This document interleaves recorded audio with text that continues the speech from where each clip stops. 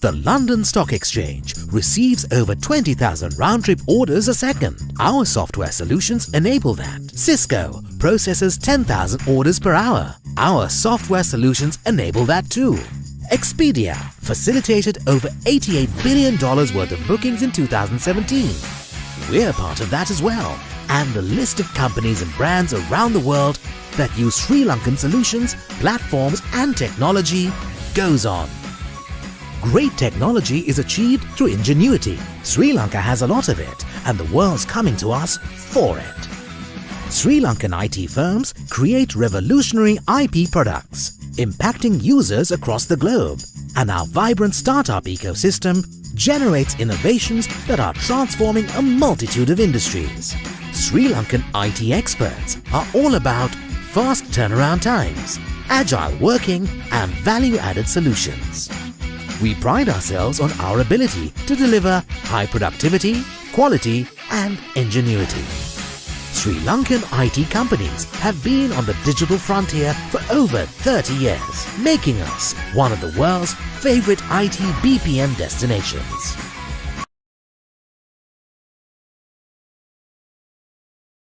Here in Colombo, it's 4 o'clock in the afternoon, but considering that this is an international gathering in a manner of speaking, well, it could be morning where you are, and could be other times elsewhere. Yes, so this is an event hosted by the Sri Lanka Institute of Directors, to refer to it as SLID.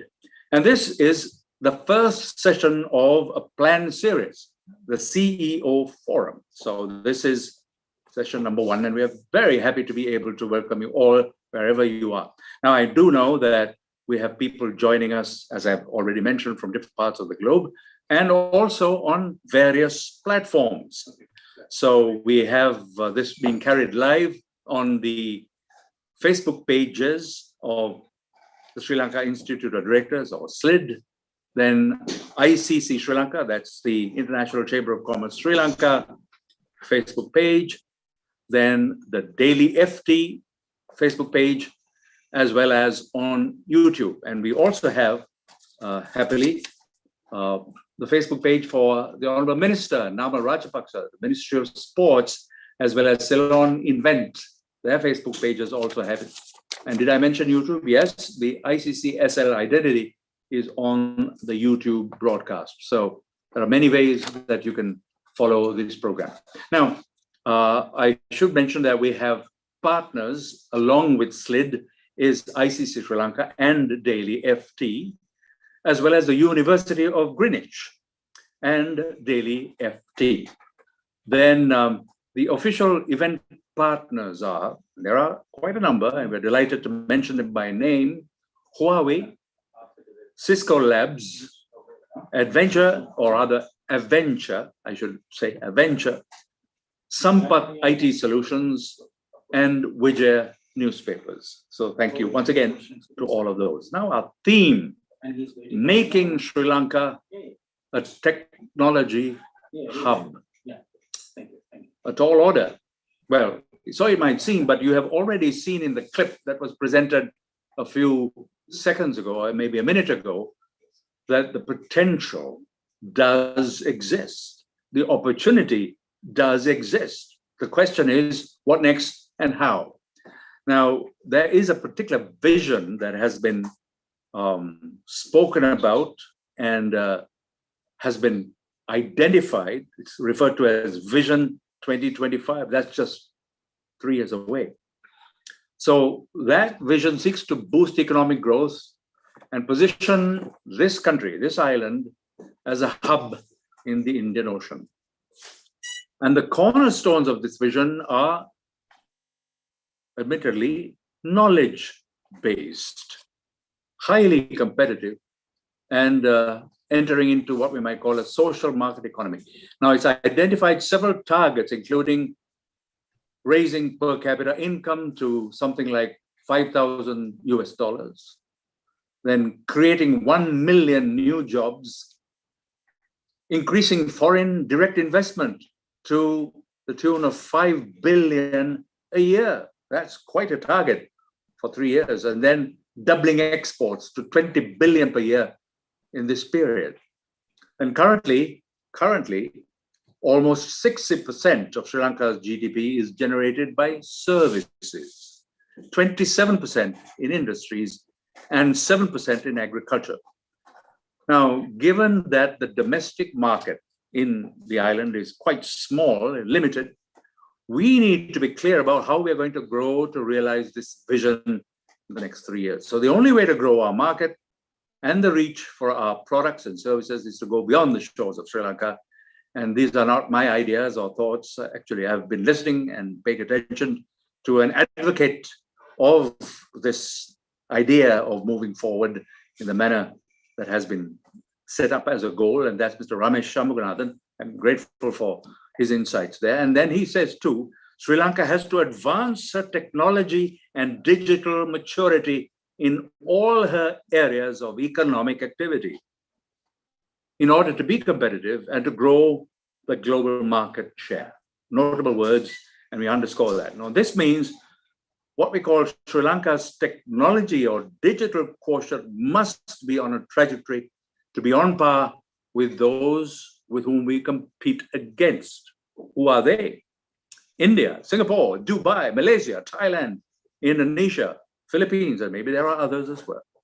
So our panel, who we will engage with in a little while, as well as our keynote speakers, will share their thoughts, their ideas with us. But our host, as I've already indicated to you, is SLID, Sri Lanka Institute of Directors. Its chairman is here with us, and I'll invite Faisal Sali to address our audience as well as say hello to our panelists. So, Faisal.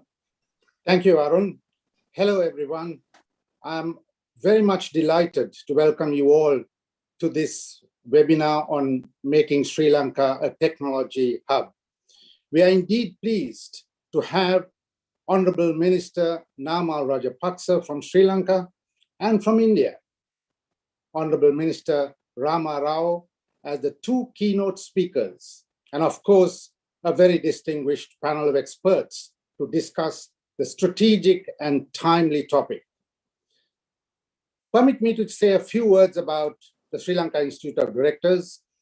We are the premier member institute for board directors and the sports, development coordination and monitoring, and state minister of digital technology and enterprise development. Now, within that scope, we can appreciate that Mr. Rajapaksa has quite a lot to deliver in the time ahead, in keeping with the theme as well as the targets that we alluded to previously. So without further ado, we invite our first keynote speaker, the Honourable Minister Namal Rajapaksa. Thank you very much. Good evening, good afternoon, good morning, ladies and gentlemen, Honourable Rama Rao, Aibowan. It gives me a great pleasure to be with you at the inaugural session of the CEO Forum, Making Sri Lanka a Technology Hub. This is an important topic as we rebuild the economy, and I wish to thank the organizers for creating this platform to discuss this important and timely topic. His Excellency, Honourable Gotabaya Rajapaksa, in his policy manifesto and national policy framework of the government of Sri Lanka, Vistas of Prosperity and Splendor, mentions the importance of digital inclusive Sri Lanka and the key specific objectives to achieve during his tenure. In fact, under the leadership of His Excellency, President Gotabaya Rajapaksa, we are planning to name 2022 as Digital Year. Under this banner, Sri Lanka as a country will draft a policies allowing transactions with digital currency, will focus on empowering communities with digital education and build a digitally inclusive Sri Lanka. Digital transformation is transforming how we work, socialize, and create economic values. The COVID-19 crisis has highlighted the need for significant support and investment on digital transformation and effective digital governance across all countries in the region, particularly to ensure the community and delivery of core government functions. The COVID-19 pandemic impact has reached every corner of the world. As we look back at this period, we will see history divided into pre-COVID and post-COVID world. And a defining feature of the post-COVID world will be digital transformation that has permeated every aspect of our lives. As the Forbes magazine highlights, there are 6 pillars of digital transformation, which are experience, people, change, innovation, leadership, and culture. Inclusion must be at the heart of digital transformation to leave no one behind. In particular, we needed to embed inclusive objectives in the 4 core foundations of the digital economy: internet access, digital skills, digital financing, and e-commerce. While its UN has stated that digital education has as one key pillar in their sustainable development goals. One of the objectives under this pillar is by 2030, sustainably increase the number of youth and adults who have relevant skills, including technical and vocational skills, for employment, decent jobs, and entrepreneurship. President Rajapaksa has pledged under his manifesto that the entire education system will be digitalized, and the necessary knowledge, training, and infrastructure will be provided to the school children, teachers, and parents. One key driver of digital transformation would be education. This includes educating the administration, importance of digital transformation and digital education. The 21st century is known as knowledge-centric century. To remain competitive globally, it is important that the technology be integrated with every sector of the economy, be it agriculture, industry, or service sector. It is vital that we invest strategically in new technologies and integrate such innovation with our education system and economy. In order to enhance the quality of life of our people, we must launch a massive social transformation and create a culture of technological innovation.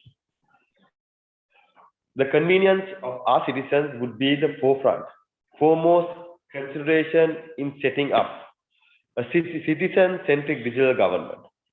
We will ensure that we put in place a process where people would not have to be inconvenienced as at present due to the insufficiency delays and having to commute to many points of service delivery to obtain public service, when such services could be obtained via the internet. Furthermore, I have already appointed an expert committee to recommend in FinTech Future a roadmap as a nation. A strategy is in motion to position Sri Lanka as a hub for technology, service, and innovation, with the goal of enabling the local ICT BPM industry to scale up to the $3 billion export vertical. These activities include the upcoming technology parks are great to ensure that the national goal of establishing a future digital economy for Sri Lanka is achieved. Technology is shaping and redefining the post-COVID new normal world. The debate is who will own our tech future.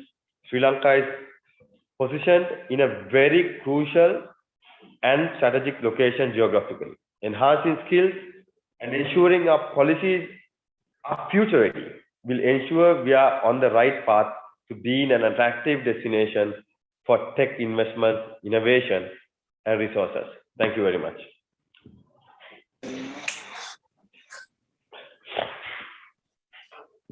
Thank you too, Honourable Minister. So you have touched on some very salient points, we might say, and there are geographical and other advantages that accrue to Sri Lanka. We already have it And so we can appreciate that. We really just need to get on with the act, as the saying has it, and you have indicated that that's within the realm of possibility and also has been your focus.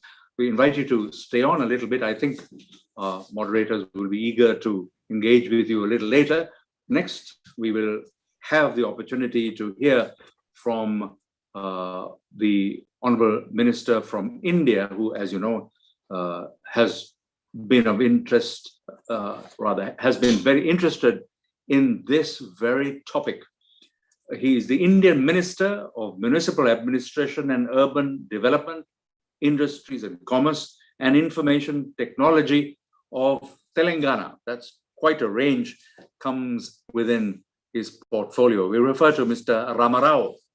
Now, his background, he has a BSc in microbiology, chemistry, and botany from the Osmania University at Hyderabad, and then 2 postgraduate degrees, an MSc in biotechnology from the University of Pune, and an MBA in marketing and e-commerce from the City University of New York.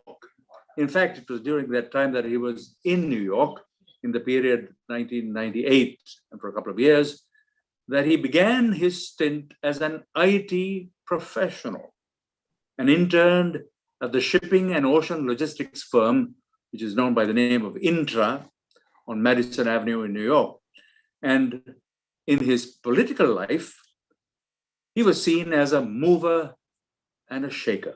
That, in time, led to the forming of the state of Telangana. So you might refer to him as a sort of activist in his own way. Now, this is interesting and relevant to the topic. In the year 2015, Mr. Rao led an IT department delegation on a 2-week tour in the United States with an agenda of discussing and reaching partnerships with corporate giants on various areas of collaboration with the government of Telangana. And the top brass of 30 leading companies met with Mr. Rao to discuss the new industrial policy and ease of doing business in that state of Telangana. And he set up the largest startup incubator known as T-Hub. And this platform, located at Gachibowlis, I can only trust that my pronunciation is correct. If it isn't, well, it isn't. Now, one of the landmark initiatives is this particular one in that state, where young talent are encouraged to innovate and create something for themselves in what is called that incubator, and incorporate new ideas for entrepreneurship.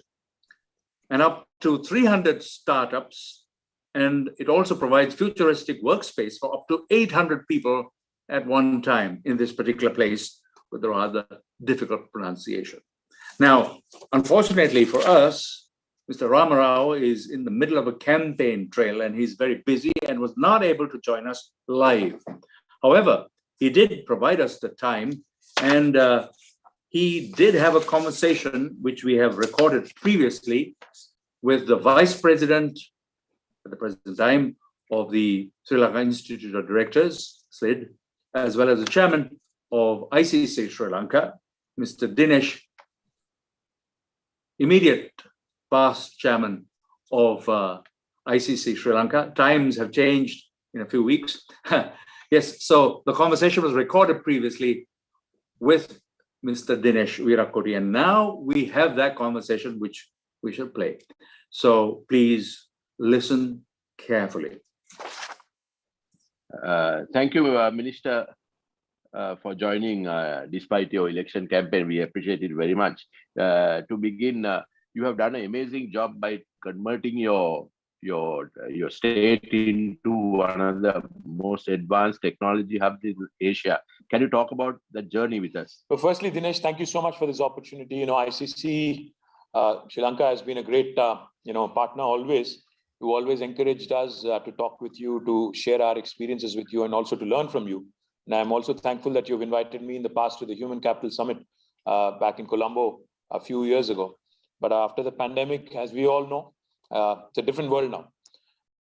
Now, talking about the digital revolution that has happened in India and more particularly in Telangana and Hyderabad, I would say, Dineshji, this whole idea of digitization and this whole idea of revolution that's happening right now. If you step back a bit and think, if you look at the evolution of industry in the last few centuries, the first industrial revolution, is something that the British, in fact, had a claim to. Unfortunately, India missed out on that because we were, back then, India was under the British rule. Then subsequently, the second revolution as well, post World War. Again, I think India did not capitalize as much as it should have. And of course, again, with the digital revolution that's sweeping now, I think India is very, very well poised to take advantage of it, full advantage of it. Back in late 90s, when the whole Y2K, had happened around the millennium, India actually had a great advantage, and we took, in fact, I have to compliment the governments back then in the various states, including my state, for taking that opportunity and for creating an avenue for a lot of youngsters. Think of IT and IT revolution that was sweeping the world. That was our first foray into this. And then since then, if you think about it, for the last 20 plus years, Telangana, Hyderabad have really, really emerged as hotbeds, not only for back office work, not only for BPO, KPO kind of work, but also for cutting edge technological research and development work. Today, I'm proud to share with you, Dineshji, that if you look at the top 5 most valued technology companies in the world, all 5 of them, without an exception, have their second largest office, second largest research and development base right here in my city, Hyderabad. And this list includes Google, Apple, Facebook, Microsoft, Amazon. I can go on. There's plenty of them. Micron, Medtronic, Novartis, Uber, Salesforce, ServiceNow. So all of these large marquee companies have realized that the value of human capital that Hyderabad has to offer, that Telangana has to offer, is immense.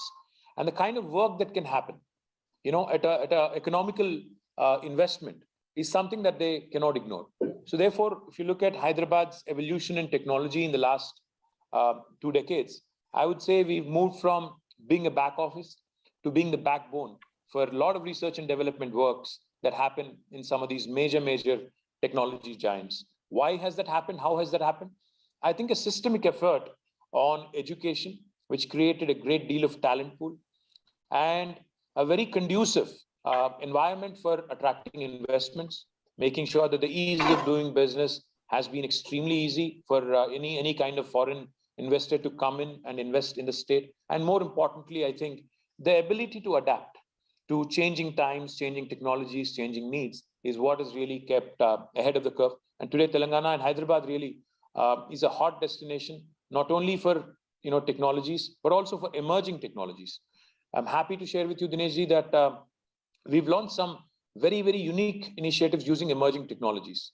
Our Honourable Chief Minister, Shri K. Chandrasekhar Rao Garu, keeps telling us that any technology which does not have a positive societal impact is futile, which does not help a common man is useless. So recently, when we launched a project for the first time in India, using a drone technology, using drones, we started delivering vaccines and blood to far areas and remote areas of our state, which are not very well connected.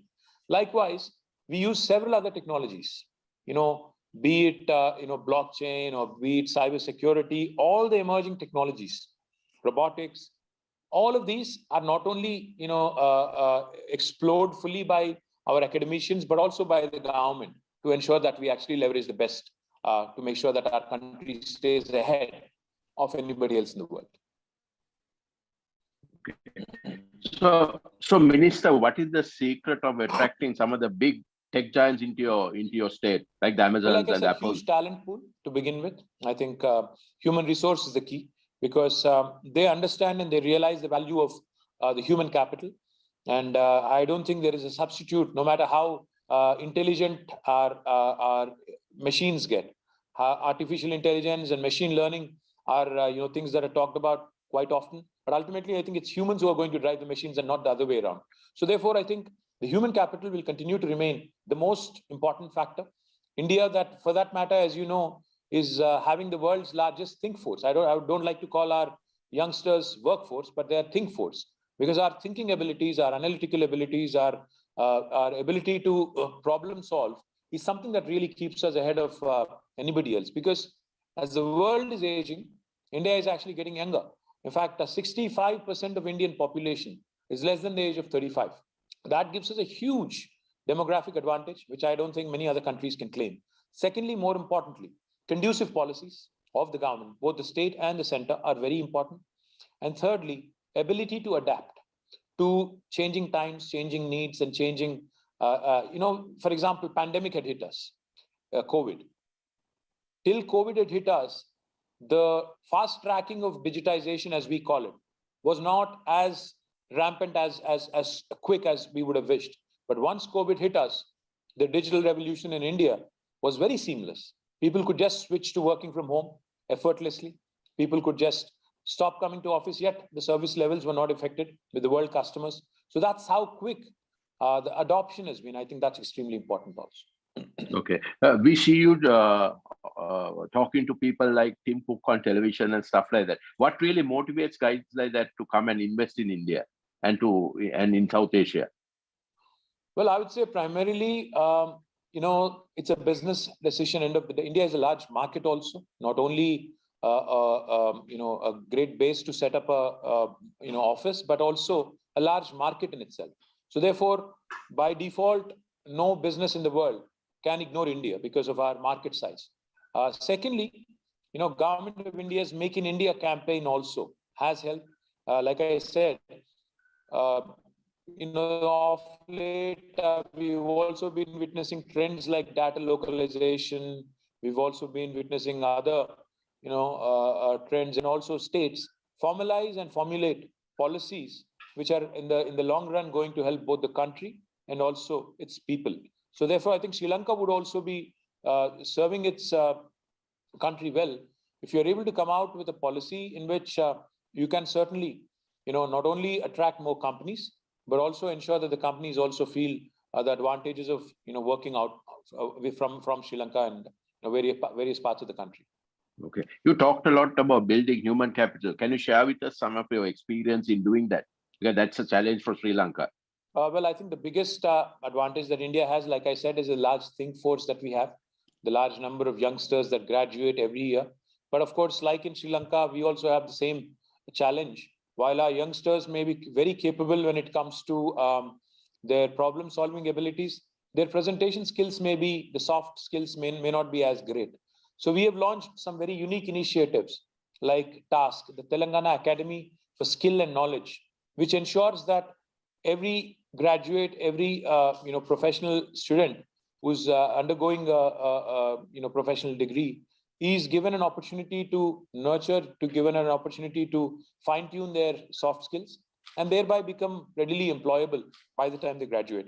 We also are exploring some very unique ideas like the dual degree model, model that they follow in Germany, where every student who is in a industrial engineering course or a mechanical engineering or automobile or electronics engineering course is asked to also enroll as an apprentice or an intern in an industry, thereby gaining not only theoretical experience but also practical exposure. Now, this is very important. An apprenticeship model or a practice school model. I think this would also help our youngsters gain a lot of exposure even before they hit the graduation day. These two things, and combined with, like I said, more importantly, policies which are conducive for industries to hire locals. I think this will really help in attracting investments and also creating employment. Okay. Well, Minister, what specific advice would you give the government of Sri Lanka? Because we are also on this journey of building a technology, Sri Lanka as a technology hub. What specific advice would you give the government of Sri Lanka and companies in general? Well, Sri Lanka is a beautiful country. It's a pearl in the ocean. I mean, tourism is something that you guys really do excellently. What I would strongly recommend is create a very attractive package for any investor who would want to invest in your country, which combines leisure, lifestyle, and also an amazing talent pool. So a combination of all these would actually be playing to your strengths. And of course, your big brother India is right next to you. So therefore, we are always willing to be partners in your growth story, because it's in the interest of the subcontinent for us to grow together. I remember very fondly when I was there in Sri Lanka, how Mr. Ranil Wickremesinghe was telling me that there is a huge opportunity of almost $500 billion, a trade opportunity that we can explore between the country of Sri Lanka and the south of India, the 6 states in the southern India. So we can work together. Besides, of course, like I said, playing to your strengths, coming out with a good policy. We can even help you in formulating that policy and coming out with some ideas. We can share our experiences, because we do that very often in India. My state, for instance, works with other state governments.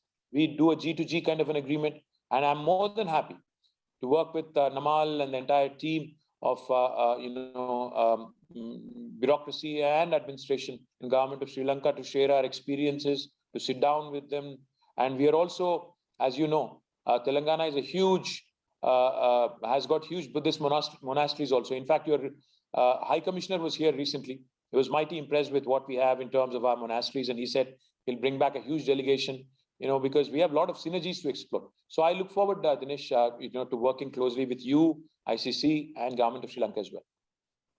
Okay. My final question to you, Minister, is what is the next big opportunity you see for your state, and how could a country like Sri Lanka piggyback on that? Well, I think, in emerging technologies, there's plenty of opportunities. I think, like I said, India not only has the ability to solve its own problems, but also the world's problems in terms of technology solutions. So I would say data centers is a huge opportunity. I'd say artificial intelligence, AI, it's a new frontier that really is changing a lot of things in the way we do business, in the way we work, in the way we live. And more importantly, electric vehicles. I think all of these are exciting opportunities which we are exploring very actively. Happy to share our learnings, our experiences, our wisdom with my colleagues and my friends in Sri Lanka. Okay.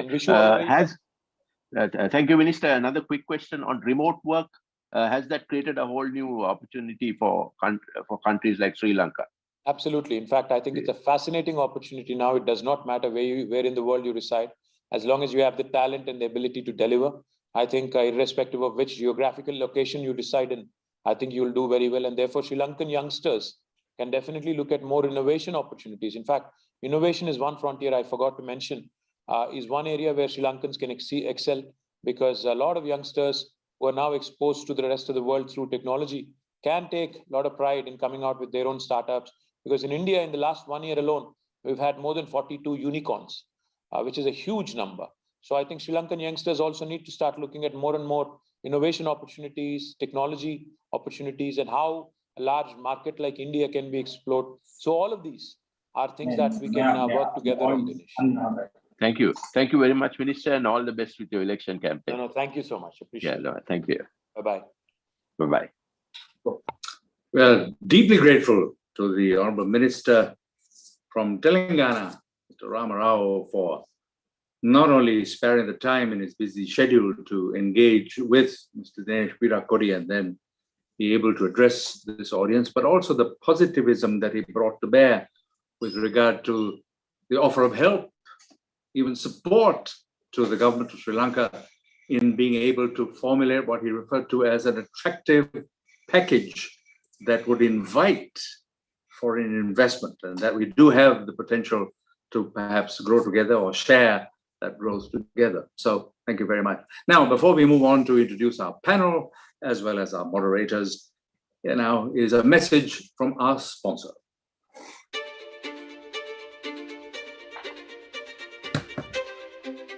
Innovation is a journey of doubt and uncertainty.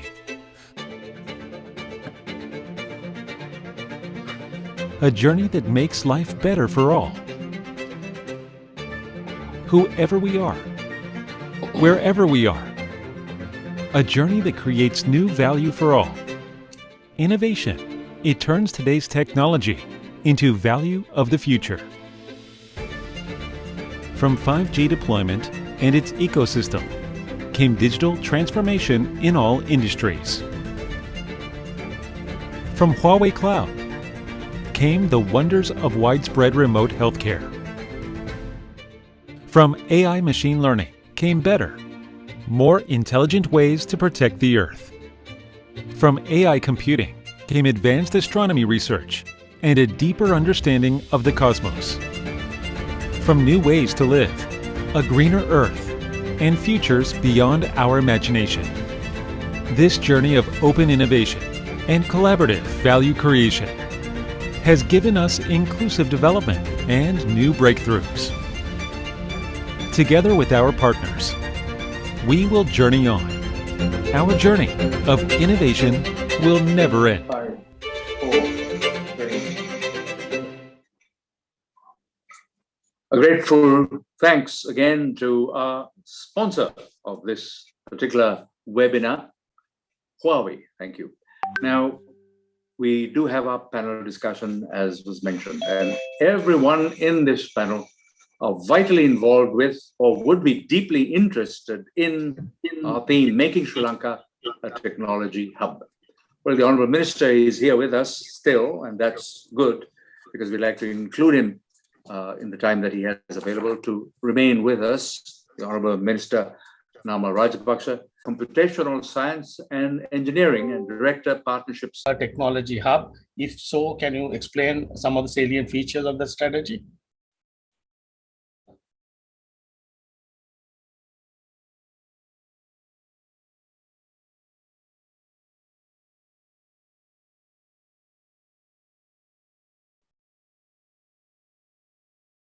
To partner with the Sri Lankan technology industry.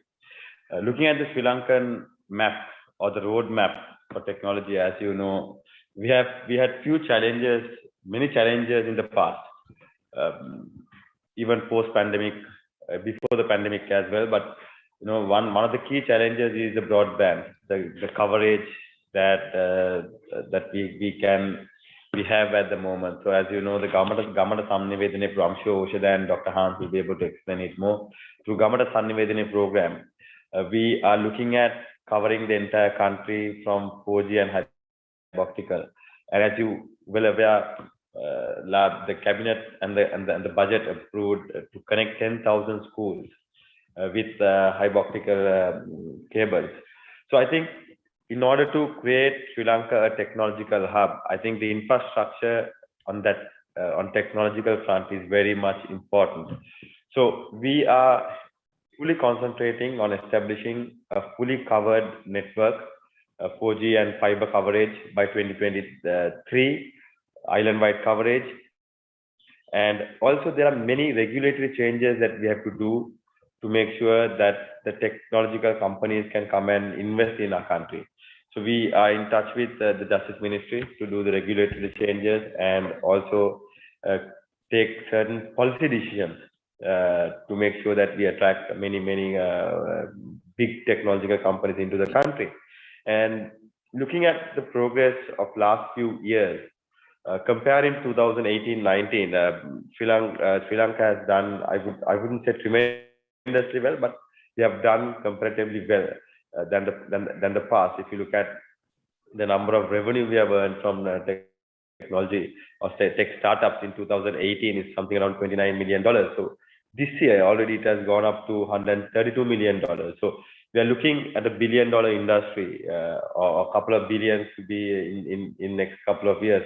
So I think mainly we are concentrating on establishing the infrastructure, the backbone for technology, and the policy framework as a government, and the regulatory changes that we have to do to make sure that the technology investments can come into the country. And the infrastructure point of view, we are looking at the coverage, as I said, and also the technology park that we have already started construction in Galle, Kunagal, and hopefully second quarter of next year we should be able to start in Nuwara Kandy, and then looking at Habarana.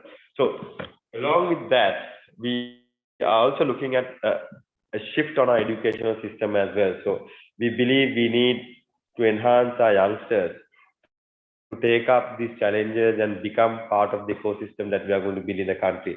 So we have a roadmap which is very clear, and the commitment from the President So the Prime Minister, the Cabinet, and the government is very clear. And the Finance Minister himself focused his budget on 3 pillars. So after that 3, one of the main pillars was transforming the government sector to the digital transformation.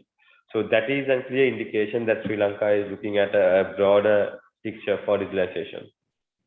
Excellent. Yeah, thank you. Thanks for explaining some of the salient features. Also, you spoke about the industrial parks or tech parks and attracting how any incentives available, or do you think these tech companies are not really looking at incentives to set up operations in Sri Lanka, or how would you attract them? Well, see, I mean, technoparks, of course, we will have a policy framework separate for technoparks, separate incentives who are going to come in for the investors who are going to come and invest on technoparks. Because when you see the challenge we had is to convince officials as to how a digital company can be established and what is the difference between that and a real estate investment. Because normally our countries are always used to giving concessions for real estate investments, because you see something tangible that going up. So what we see in the digital transformation is the plug and play. So you provide infrastructure, then someone comes in with the manpower or hiring from Sri Lanka and then bringing foreign revenue to the country. So I think we have been able to convince most of our officials as to the change of policies and regulations that has to be taken place. So technoparks will have different regulations for technoparks and different incentives for the investors who are going to come and not only build infrastructure on technoparks, but also who is going to come and plug and play in or who starts operations in technopark. And on the other hand, the port city, of course, is a different entity and it has a different commission, and that port city commission is also very much favorable for technological investments to come into the port city. On the other hand, we are also looking at IT and BPO, KPO sector. So we are looking at a $10 billion industry in that front as well. So the government is very much open for discussion with the investors to see how we can facilitate them to come and establish operations in Sri Lanka. Thank you very much. You did mention about budget focusing one part on digital transformation. How do you intend speeding up public sector automation in the public sector and digitalization in the public sector? How do you plan to fast track? Well, see, first of all, we had certain policy decisions to be made as the cabinet, and also to establish legal framework to support that, such as the cybersecurity and then the right to information and also other regulatory process. So we have done that now, and the cabinet has already approved the cybersecurity bill to be presented in the parliament, and also the Data Protection Act to establish in parliament to be presented to the parliament. So along with that, I'm sure Dr. Hans will elaborate on this about the digital ID with biometrics and ability to be introduced to Sri Lanka by hopefully early next year. And e-Grama Sevaka EGN project, where the entire Grama Sevaka administration will be digitalized. So when you look at Grama Sevaka administration, is almost day-to-day life of a certain ordinary individual in this country, depending on is connected with the Grama Sevaka administration. And there are many departments in the government that we can go paperless. So we are in process of identifying certain institutions, departments, and certain agreements that we can give online without getting people to come all the way to Colombo or to the headquarters. I'll give you a good example. Recently, myself, Mr. Oshada, and our team was closely working with the Foreign Ministry. So the Foreign Ministry, especially the Consular Department. So you might have seen a lot of queues outside the Colombo front of World Trade Center, simply because there is no process or the program to submit these documents online, and the system is there. It's just a matter of connecting the dots and implementing it. So these kind of institutions, such as Foreign Employment Bureau, Consular Department of the Foreign Ministry, Sri Lanka Police, then spot fining, and then you look at Grama Sevaka, EGN project through Grama Sevaka, then of course Pradesh Lekam Karyala. or AG office, and then the most important thing is local councils, because people go to local councils daily basis to get their things done. And I think Sri Lanka has been very out of entire world. I think it's the only country where to be in a queue to pay your own tax. So which we believe it has to change and it has to be more approachable for people in that regard. So these are the key areas that we are going to look at next year. And my ministry, of course, we will submit a cabinet paper early January to get permission to go paperless at least 80%, because sports and youth is very much connected with digitalization, and youth and sports ministry already using a lot of technology, and we are almost going into blockchain for the youth council for our membership drive, because all these years, last 40-50 years, we have gone on a manual membership drive. So now from next year, we are going to we are going to try out blockchain industry or get into the blockchain sector. And on the other hand, we are partnering with private sector for pilot projects, such as MERS is doing bill of lading is being issued by the blockchain technology with NDB Bank, so which has gone really well. And now we are looking at integrating the customs and the port authority to that. And hopefully, early next year, we are looking at a single window approach for the customer as well. So in that regard, we are looking at a holistic approach within the next 4 to 5 years time. Excellent. Thank you very much. I know you mentioned a lot of sectors that you're focusing on. Just any specific areas, any specific focus on digital warehousing, or is that investment into digital warehousing a prospective thing that your government is looking at? Yeah, I mean, digital warehousing is something that is important when it comes to e-commerce and also looking at a logistic hub in Sri Lanka. But there are certain regulatory barriers as well at the moment when you talk about the e-commerce sector. So in fact, next week I'll be having a meeting with the leading e-commerce organizations in Sri Lanka with the Justice Minister to see what sort of regulatory changes that we can bring to help the e-commerce sector. Because we believe this is something where we can use as a platform to sell non-tech SMEs to sell their products to the global market. So what we are looking at is a cross-border transactions now. So when we look at cross-border transactions, digital warehousing and policy framework to back that is very important. So this is something that we will be working very closely with the private sector or the e-commerce sector and the Justice Ministry to bring the regulations in. And as you know, we have allocated, the Finance Minister has allocated something close to 30 billion rupees to be invested in the e-commerce in the SME sector in our country. So now the next challenge is going to be what is the market? Is it going to be a local market, or are we looking at the international market? So for a supplier or for a producer in Hambantota or Monragal or Jaffna, the easiest way to get to the global market is through e-commerce. So we need to create the necessary infrastructure, logistics, the regulatory framework, the technical support to do that. So this is something that we will be looking at on a serious note, and we have already met the industry and we have had many discussions with them, and they have come forward with us to help.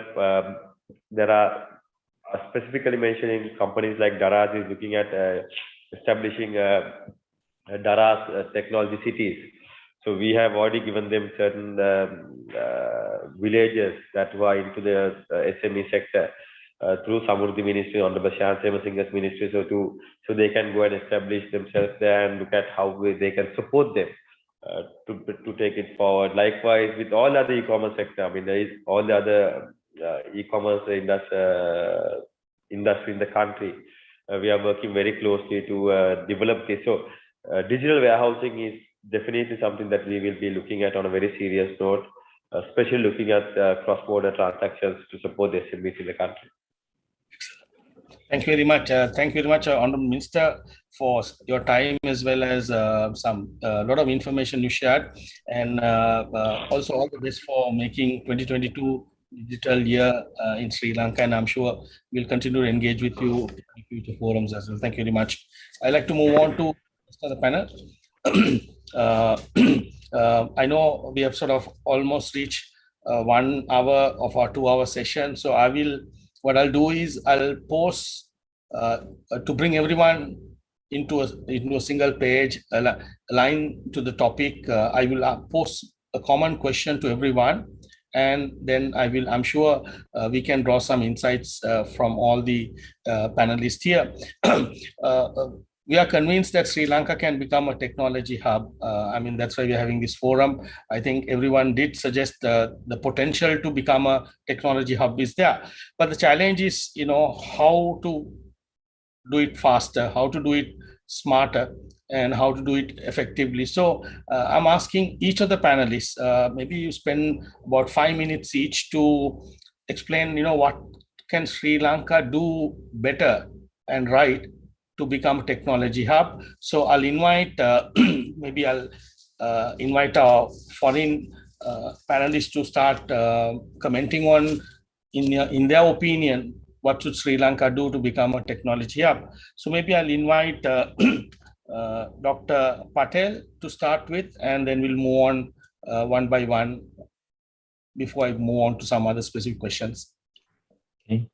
Professor Patel, yes. Thank you. Thank you for that. And you've set me a good challenge, because everybody else is going to have a longer to try and frame their answers, but I'll have a go. So I guess the two presentations we've seen and what we've heard, we can see where the challenges lie. We can also see where they're looking to go, but how do we get there, I guess, is the million-dollar question, and how we work with that. So I've been working in Sri Lanka now, and I've got associations with Sri Lanka since 2004.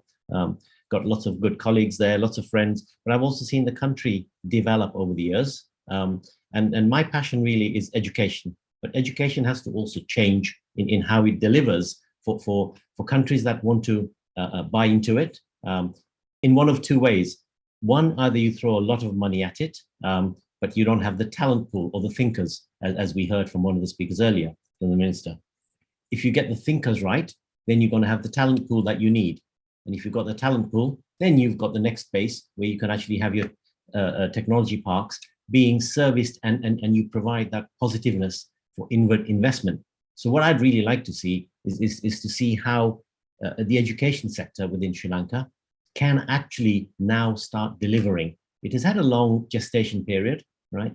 The pandemic has really taught us, probably not just in the UK, but right around the world, that technology is something that we have to embrace, and online, having the technology there to be able to do things very quickly is so important. And if we can get that right, I think we can get our young generation educated and enthusiastic very, very quickly.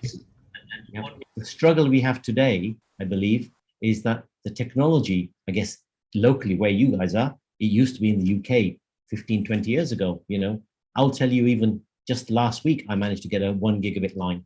So we are not that far behind you guys, right? You have a quick win-win situation to be looking at. If we can get that right, our young generation will actually have things on their fingertips. That's what they're used to. That's what they want. And it's a part of a philosophy that I sometimes don't like, is that we tend to do things in the bigger cities. We are not inclusive enough. Your talent pool is not just in Colombo. It is not just in the big major hubs. It is right across the country. And, one of our speakers said, the minister said, India has got a talent pool of thinkers. It's because it's got a huge population. It's found a way of connecting them into the center. How do we find a way of connecting them into the center? Technology, Huawei's got lots of solutions that you can bring into the country, I'm sure, right? But we need to also make it affordable, and we need to be inclusive. If we are inclusive, we will do that. And as part of my education philosophy has always been inclusivity. And we work with a couple of partners in Sri Lanka. I work in the other parts of Asia as well. And if we don't make sure that we include people in it, it's going to be not a place to go. And I guess the final thing I'll probably leave is that inclusivity doesn't mean everybody without barriers. We talk about technology today. I've been brought up with technology. I know when I'm at 80 and 85, it's going to be a second nature for me. How do we keep including our current generation of elders who actually contributed to the country where we are today? They cannot pick up a smartphone and deal with things. We have to make sure we include them. Because I'll tell you, for an example, we have to have lots of boosters in the UK. How do I take my 85-year-old mum to interact with a mobile phone book the meetings, book everything else she needs to do online, where she's partially deaf. The technology skills are not brilliant. So we have to also bring that on board, because you have a probably 20%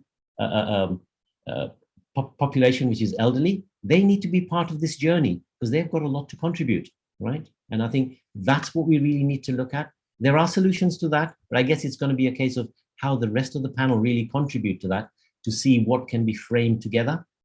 But what I've heard today really is very, very positive from the two people who've actually given presentations, because I can see where Sri Lanka is looking to go. I can also see it's got solutions, but it's working together. SMEs, how do we make them contribute locally, right? And how do we get, I would say, innovation hubs? In the UK, we have a digital center which Dyson put together years and years ago. It's now working with an educational establishment. If we have smaller hubs across in Sri Lanka, and how we get our youngsters to go and think freely, not think strategically about a particular industry area, but think freely to come up with the technology and the innovation we need for the future, right? We can only do that if we expose them to what's happening today educationally, so they're allowed to think freely. You know, if somebody tells me how to design something today, I will design it because I've seen 50 variations of it. I want to design outside that 50 variations, because that's where the innovation is going to be. It's not minute changes, it's going to be bigger changes. And that's where your young generation is going to really be able to contribute, if you give them the opportunity in the education system. Thank you. Thank you, Professor Patel. Thank you very much. Thank you for volunteering to take on the challenge. And I think you really set the stage. Thank you very much. I move on to Professor Harin, also to sort of share your own perspective as to how can Sri Lanka get it right, get it fast as well in becoming a technology hub. Thank you. First of all, it's a real pleasure to be here. So thank you for having me on this panel. Coming from an education sector, I completely agree with what Professor Patel said. So I wouldn't want to dwell on that any further. We heard from the earlier speakers the importance of human capital, the highly skilled thinking people. And that's where I believe Sri Lanka needs to focus on. You can have all the technology infrastructure, you can train people, but the most important thing is how do you then keep them in the country?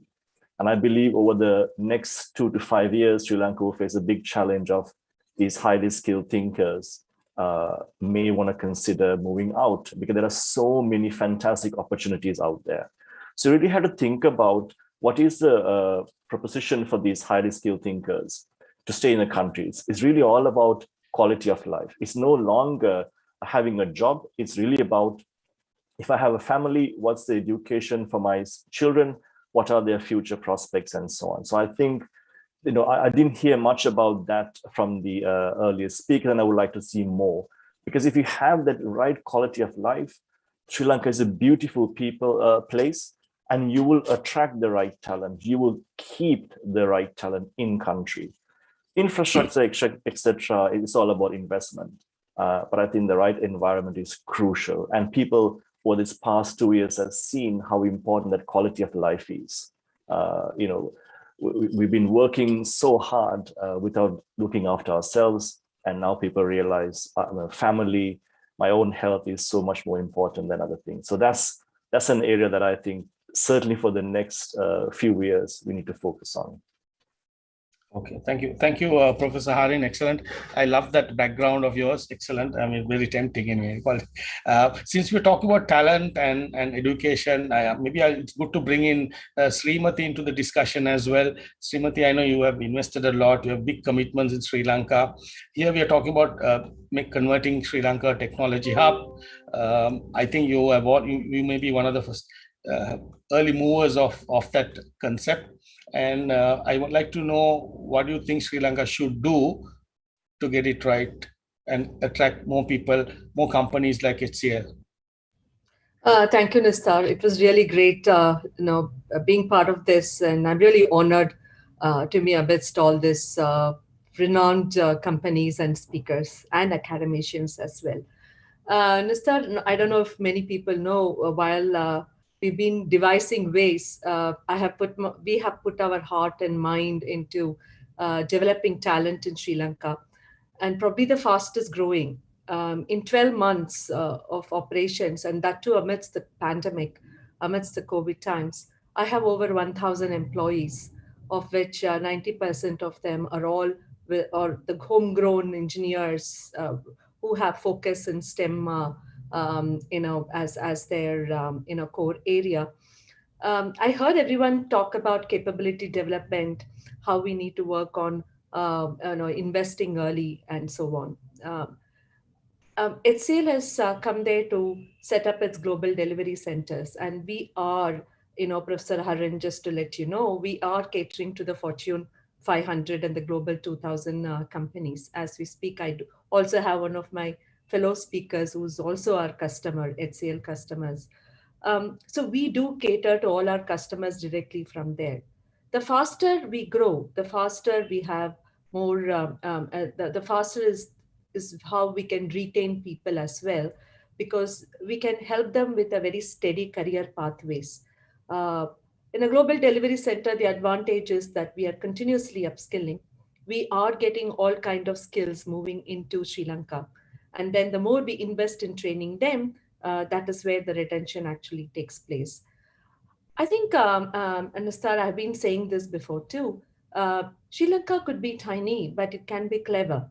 It's a land of ingenuity.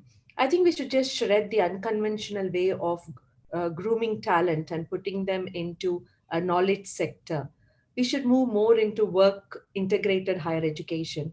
HCL has already moved courageously to set up the HCL Tech B program, where I take A-level completed students, provide them skilling, putting them as good coders. They are analysts, data engineers, multiple global roles, and provide them the work integrated higher education.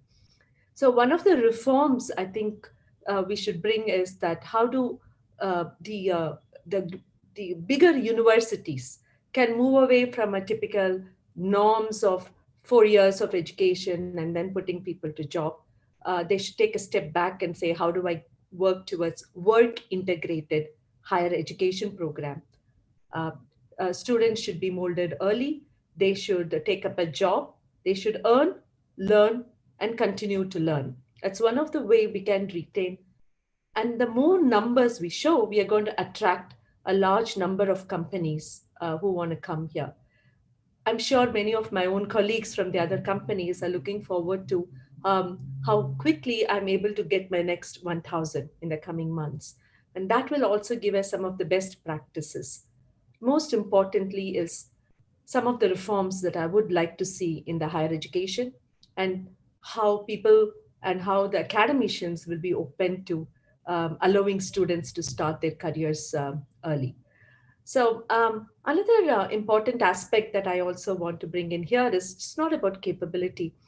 Our honorable ministers, both the ministers talked about the pandemic has opened for many people to work from Sri Lanka for the global companies. But what's most important, Nistar, for companies to come to Sri Lanka is not only because of talent. At this time, it's also about how the revenue recognition can take place. One way is to build the human capital. But second is a human capital going to give me the right ROI from the revenue perspective sitting out of Sri Lanka?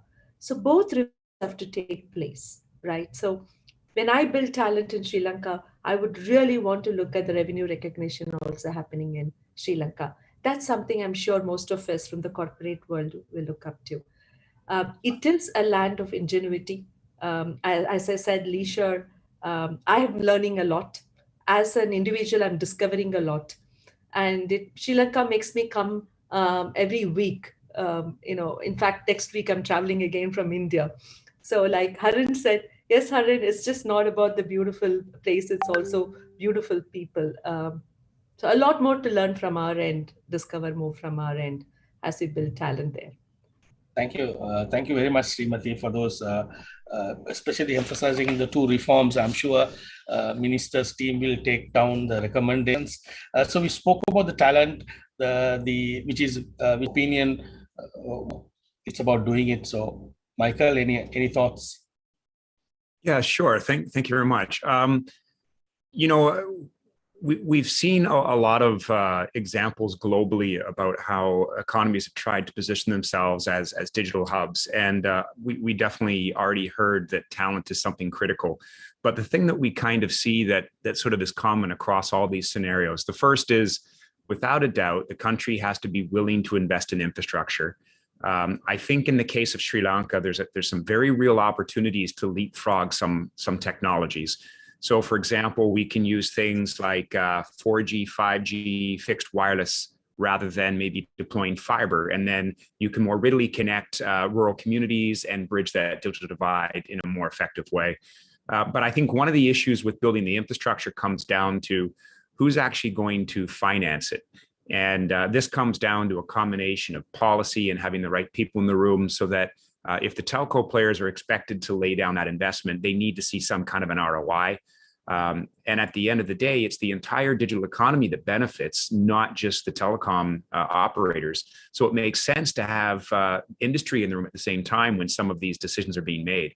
So we focus very heavily on trying to build an infrastructure that's based on an ecosystem of both global and local players that includes governments, people from academic environments, from the industries themselves, so that we can come up with a better win-win idea. And I know that might seem a little bit cliche, you know, we're always talking about that, but I think if we broaden our scope, you know, traditionally regulatory issues have always been very specific and focused purely on, you know, 5G spectrum or 4G spectrum. And I think we need to realize that the regulation of spectrum, it's really the doorway to the digital economy. And so we need to understand that there's something much bigger on the other side of that doorway if we can just sort of get ourselves through it.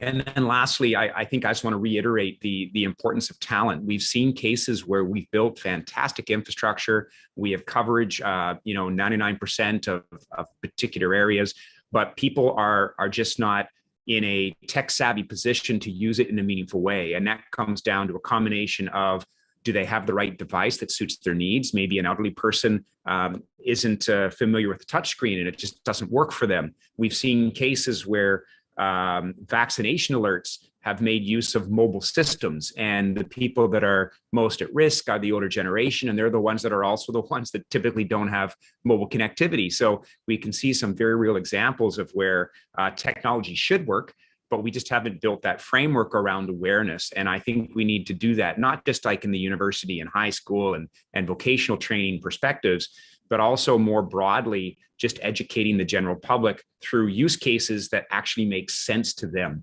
And I think that'll really put us forward leaps and bounds ahead of where we are today. Thank you. Excellent, Mike. Thank you very much for that insight. I move on to Steve Ladman in terms of, I know you're coming from you're focusing on B2B. Ladman, what is your perspective in terms of on the theme of technology hub? Yeah, so thank you everyone, and good evening, good afternoon, and good morning to some.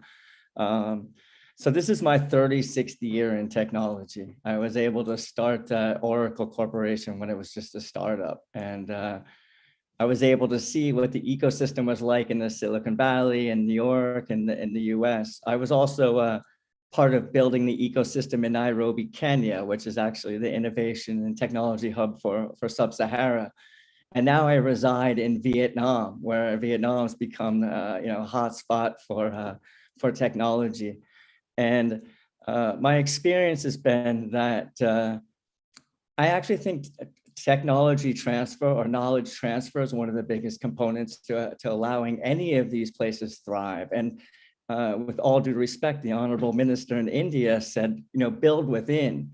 What I've seen Vietnam do very well is that they send people abroad and they work for Google, they work for Huawei or AWS, and then they come back because they see such an opportunity to improve the lives of the people of their own countries, but they've brought all of this knowledge they've gotten abroad. I'm not saying that we shouldn't try to foster better education and knowledge around technology within the country, but it's those thought leaders that have gone abroad that bring back that knowledge that allows a place like Vietnam to really escalate very rapidly. I mean, now, it's becoming the leader in crypto gaming and metaverse development. And, there's a lot of funding coming into the country. I think the other side of it is that, private sector and academia and government work very well together. It happened, when I was younger in Silicon Valley, where Stanford University and government and the private sector worked really well, and the venture capital community worked very well. So there was capital to grow the industry, start companies, and Amazon was born from that same model. I think from a policy standpoint, it's really important. I mean, Vietnam, I think, has done it incredibly well by allowing startups to have 5 years tax-free, for instance, to encourage foreign direct investment. I think what they've done poorly is they haven't really allowed venture capital to be established here, because all of them are established abroad for the most part and bring in money here. I think the last thing about B2B is I focus on B2B. I believe that digitalizing the farmer, so I digitize farmers in Bangladesh. I work in 11 countries, for instance. If we can digitalize the farmers, if we can digitalize the micro businesses and the SMEs, but more importantly, I digitize banks so that we can take that data from the SMEs and the farmers, and we can extract that data, and using artificial intelligence, we can credit score their ability to pay back a loan. And if those organizations can receive funding or loans or capital, they can grow their businesses, they can hire more people, and those economies grow. Thanks, Steve. Excellent. Thank you very much for bringing the Vietnam success story and their own challenges. I know it's a role model, and we've heard so much about how Vietnam is trying to become really a technology hub. I will move on to Dr. Haren to give your own perspective in terms of what should Sri Lanka do in becoming a technology hub. Dr. Haren. Yeah, thanks, Mr. And yeah, thank you, Mr. Thanks. And once again, thank you and for the panel for having me here. It's an honor and obviously a privilege to be part of this. I'm just not going to reiterate what the other esteemed panelists have already spoken about, but a few of the key things that we look for when we look at building ecosystems across the world are fundamentally around 3 pillars. One is around infrastructure, which is, again, like a number of you mentioned, around digital infrastructure as well as the physical infrastructure, because for economies to grow and to deliver the products and services that come out of that digitalization, you need both of these things, both the digital infrastructure that enables that build and the physical infrastructure that enables the delivery of these products and services. So that goes hand in hand. Secondly, the skills component plays a major role. And we see infusion of skills at 3 different levels. Firstly, at early childhood education, where the interest in STEM and engineering really takes root, right? We want our children to grow up understanding and learning about STEM. Secondly, when these kids go out of college, when they get into the university stages and post-university is the next level where there's an interest and a depth of knowledge is required. And thirdly, increasingly during and post-COVID pandemic, obviously, we see quite a big transition of employees from previous industries into new industries. So there's a significant opportunity for all of us, wherever we are in the world, actually really to reskill existing workforce to take up digital workforce capabilities. In that regard, for example, AWS globally has announced that we'll be actually enabling and training 29 million people in the world over the next few years in digital skills, because we see there's a significant growth opportunity for individuals, businesses, economies, as well as AWS in this particular regard. And the third piece is really when we look at innovation, the purpose of innovation. Quite often we think innovation should be for the sake of innovation, and we feel that's not the right way to look at it. We should look at innovation to solve problems that are out there in the society, out there for our customers, and build new experiences that matter to them. If you look at Amazon itself, we are a fairly large organization globally now, about 1 million+ employees worldwide, but fundamentally we are still a day one business. We think like a startup, we want to build solutions and services and products that matter to customers. And the way we look at it is we work backwards from problems that we see our customers are facing. And the customers can mean individuals, it can mean businesses, and it can actually mean citizens in the case of governments. And what problems do they have? And then we work backwards to solve these problems. And how do we build digital capabilities, digital solutions, and physical solutions that actually solve these problems? And I would encourage everyone, not just in Sri Lanka, everywhere in the world, really to be looking at from that angle and think, hey, look, what are those hard problems that we can actually solve for our customers and build brands around that? And that's the value addition that we want to give to the economy, because rather than actually doing outsourcing work, which is really important, absolutely, we also want to, in the long run, build brands that transcend the boundaries of the local country into the world, and actually carry those big brands to the world that really add a lot of value addition to the economy as well. We have done that quite successfully in other industries like in tea and apparel. And also there are a lot of emerging companies in Sri Lanka who have done that well in technology. And I think there's a significant opportunity to really do that as well. So in a nutshell, I'm like these three areas around infrastructure, skills, and actually looking at problems and solving these hard problems are, I think, opportunities that we all can take looking at the next few years ahead for Sri Lanka. Thanks. Thanks, Dr. Haren. Great ideas. And I think you sort of brought the whole conversation back into the focus on priority and what we should prioritize. Move on to Sri Lankan brands, we would say, starting with Dr. Hans to give his own perspective in terms of, in Hans's opinion, what should we get it right? Yeah, thanks. It's a privilege to be on the panel. Thank you to the organizers for having invited me. Also, great thoughts from all the panelists, which makes, I think, the task of the tail end is quite difficult because we end up scratching off all your points on the notepad as they get elaborated by our eminent speakers.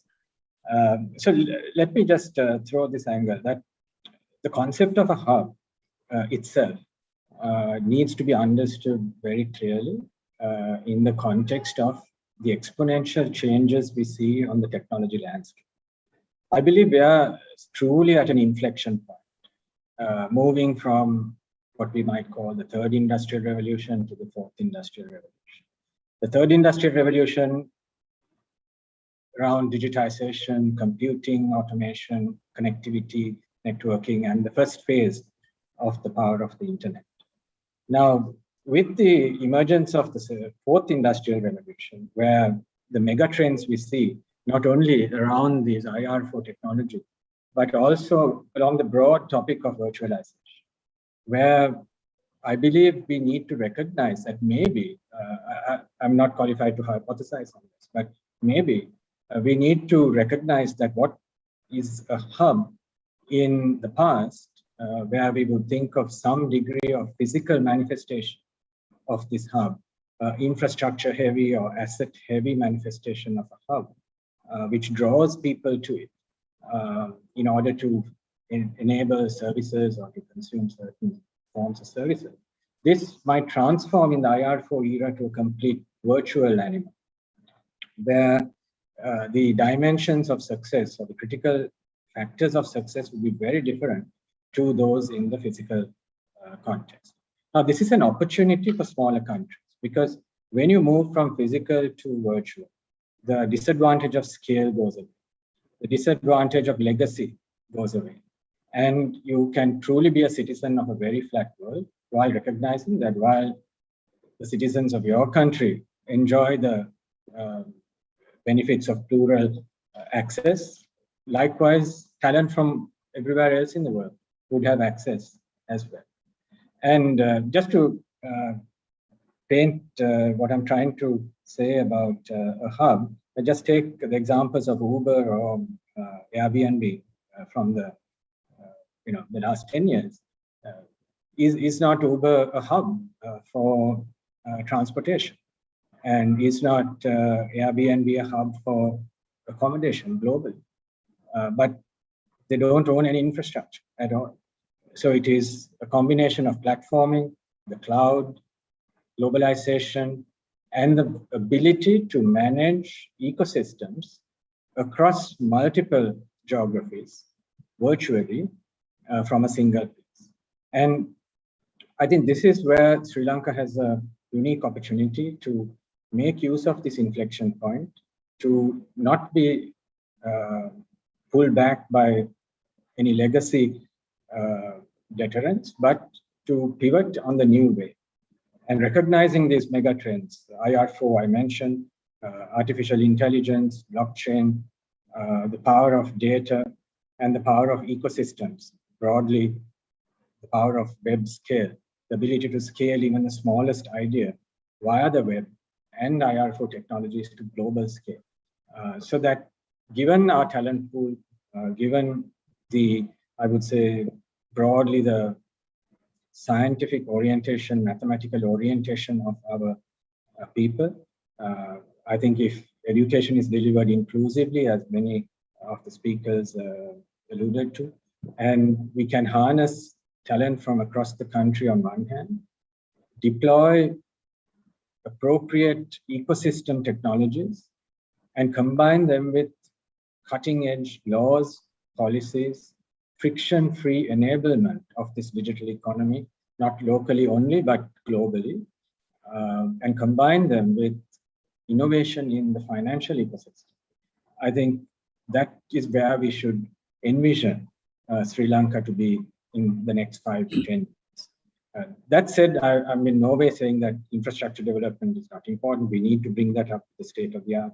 We need to bring coverage, access, and education to every corner of the country, all a given. But if we want to be a hub in this new context, I think we need to dream very, very big and dream different. Thanks. Thanks, Hans. Thank you very much for putting this whole hub thing in context. Interesting perspective. I'm sure there'll be a lot of discussions based on that. Move on to Oshada. I kept you last because so that you have an opportunity to sort of to have listened to all the checklists, so to speak, and whether Sri Lanka is aligned with the checklist or whether we need to sort of do something different. Oshada, over to you. Yeah, so I think I agree with Dr. Hans coming at the tail end. It's indeed, I'm glad to hear from this eminent panel, the feedback that resonated our way forward as well. As quite clearly articulated by the State Minister and the Telangana Minister as well. I think for us as Sri Lanka, we need to look at the key elements of digital transformation. And for me, I think it's getting the connectivity piece right, which is the first pillar. And on top of that, we need to ensure we have a pragmatic approach based on a maturity model. When looking at the digital government piece, how do we transform certain aspects of citizen services to be transformed from a legacy approach? Now, again, as the Telangana Minister said, I think we have to change our perspective from a technology first approach to a citizen experience first approach. I think that's where we've been going wrong for decades, where we've been looking at the technology first approach. I think we have to think from a different perspective, and it has to be from the citizen experience side. Now, to come back to our key focus areas, I think the first thing we've got right as a country is ensuring the right institutional framework is in place. Today, we, for the first time, have some Ministry of Technology, and under that umbrella, we've got the key strategic organizations consolidated. The Telecommunication Regulatory Commission is focused on the connectivity piece. The ICTA, which I represent today as a chairman as well, is focused on driving the common agenda and the overall national digital transformation strategy. And the search of the likes coming in to bring in the pieces of the cybersecurity readiness of the country, which is also quite important as we go along this space. Now, as Michael mentioned again, I think connectivity is not only about coverage. I think it's all about unlocking the spectrum and looking at the new paradigms of what 5G brings onto the table.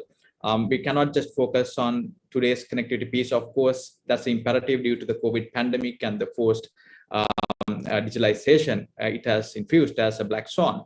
But however, we as a country are focused on the next steps of 5G as well. And in fact, we've started our trials as early as 2020, even before the pandemic. And today we are all set. And on the latest budget, we've been given the approval to go for 5G spectrum auctioning on the first quarter of 2022. Now that's going to bring the key elements of ultra low latency as well as massive machine type connectivity, which is an imperative to the paradigms again that we discussed of artificial intelligence, IoT enablement, and machine learning. So if you don't have these pieces in place, well, we cannot basically pivot. And I'm quite glad to say that we've got focus and we are gaining tremendous traction. And not only that, we are looking at furthermore aspects as well in terms of looking at non-geostationary orbit facilities coming into Sri Lanka as well in terms of internet. Moving forward, I think as Professor Patel said, I think affordability is a key in terms of inclusivity. This was a key focus for us for the last couple of years for Sri Lanka. As much as we've been expanding the coverage, for us, we wanted to get the affordability piece right. I think sustained pragmatic tax reforms and a policy that has been set on a longer term without any change has enabled us to achieve a significant couple of milestones as well. Today, based on the latest International Telecommunication Union report, benchmarking globally all the countries in terms of affordability of internet, Sri Lanka has come to the 20th rank for the most affordable fixed broadband. We've come to the 13th rank for mobile broadband affordability. And in fact, for mobile voice, we've come to the 7th in the world. Only literally 6 more countries are ahead of us. I think that's an important step for us to look at the affordability piece, because we are talking about a digital inclusive Sri Lanka. For us, the digital inclusive piece is all about the affordability, accessibility, and the digital skills as we focus on that. So I think we've got the key pieces correct. Then comes the digital skill set. Again, I think that was something that Professor Harin mentioned. We boast as Sri Lanka a high literacy rate in the Asian region, generally if you look at the population, but I think now we need to focus and come back to digital literacy, not only computer literacy, but the digital literacy. Now that's something we need to really improve on for us to ensure that if we are to create that digital economy piece from a local perspective, as the state minister said, I think we need to also focus on the digital literacy piece. Now, comparatively, when we look at the ICT industry, we have a very bold approach of going on to a $3 billion mark of exports by year 2024. Now, you may wonder why it's been recalibrated. Initially, we had a $5 billion mark that we've been trying to achieve for the last so many years, but we've understood the ground realities. And again, I come back to what Professor Harin said. We need to have the capacity building piece that's looked at as well. So today we are a workforce of 150,000. Well, if you compare with the other destinations where it could be smaller, but we believe if we can engage the next generation of the generation Cs and the generation alphas of the like, I think we can ramp it up to a 300,000 number. Now, again, I think Srimati mentioned STL growing so fast within a year. I think this is the piece that they can hyper grow to the next stage by setting themselves in Sri Lanka as well. So I think for us, getting the human capital piece is key. But of course, we have to also understand we cannot always be focused on a service-oriented strategy. For us, creating IP is going to be key. And as the Telangana minister stated, I mean, they have spun up 42 unicorns. So our dream is for Sri Lanka is also to look at least 2 to 3 unicorns in our own self. And that's where we are very particular about our startup ecosystem, and we are doing a tremendous lot in capacitating, enabling, and mentoring our startup ecosystem. And in fact, just yesterday, ICTA concluded its 5th regional roadshow. We started off from the northern front, went right down to the southern front, and the central region roadshow occurred just last month, and the eastern front. And for the first time, we managed, due to the conducive environment today in Sri Lanka, we did the physical Western Roadshow yesterday. And it was a blend of getting the public sector and getting into discussions on how to enable and transform the sectors, and also look at the startups. I mean, we've already created, as Professor Patel mentioned, regional hubs, regional startup hubs. And it's amazing to see how the next generation with handholding are coming out quite strong. So I believe this is our focus, and I think we've got a well-rounded whole of government approach today as we speak, again, which was appreciated and recognized by the ITU in itself at the 50th anniversary as well. I think if we get this piece right, I think we are well on course, Nista, in terms of setting Sri Lanka as a technology hub with a value proposition that will set ourselves apart from other destinations. Thank you, Oshada, for that kind of a summary of what the government initiatives as a progress as a country. I want to thank all the panelists for being very frank and forthright in terms of their own checklist for Sri Lanka. I'm sure I'll hand it over to Jeevan to do the follow-up questioning, and from my side, thank you very much, and I'm looking forward for the rest of the comments as well. Jeevan, over to you.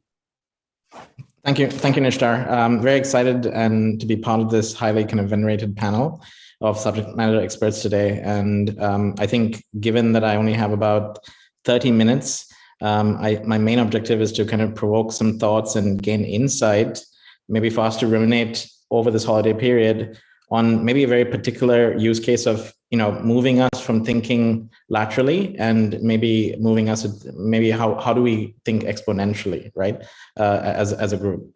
And I think, the panel here and it has necessary skill sets to enable, our exponential growth if in the future, if we can.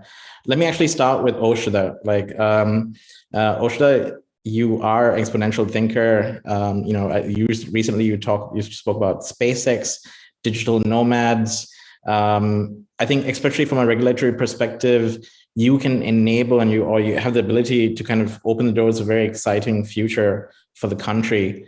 Can you tell us from the private sector what are we going to expect here, and why do you believe this is going to be that exponential game changer for the country?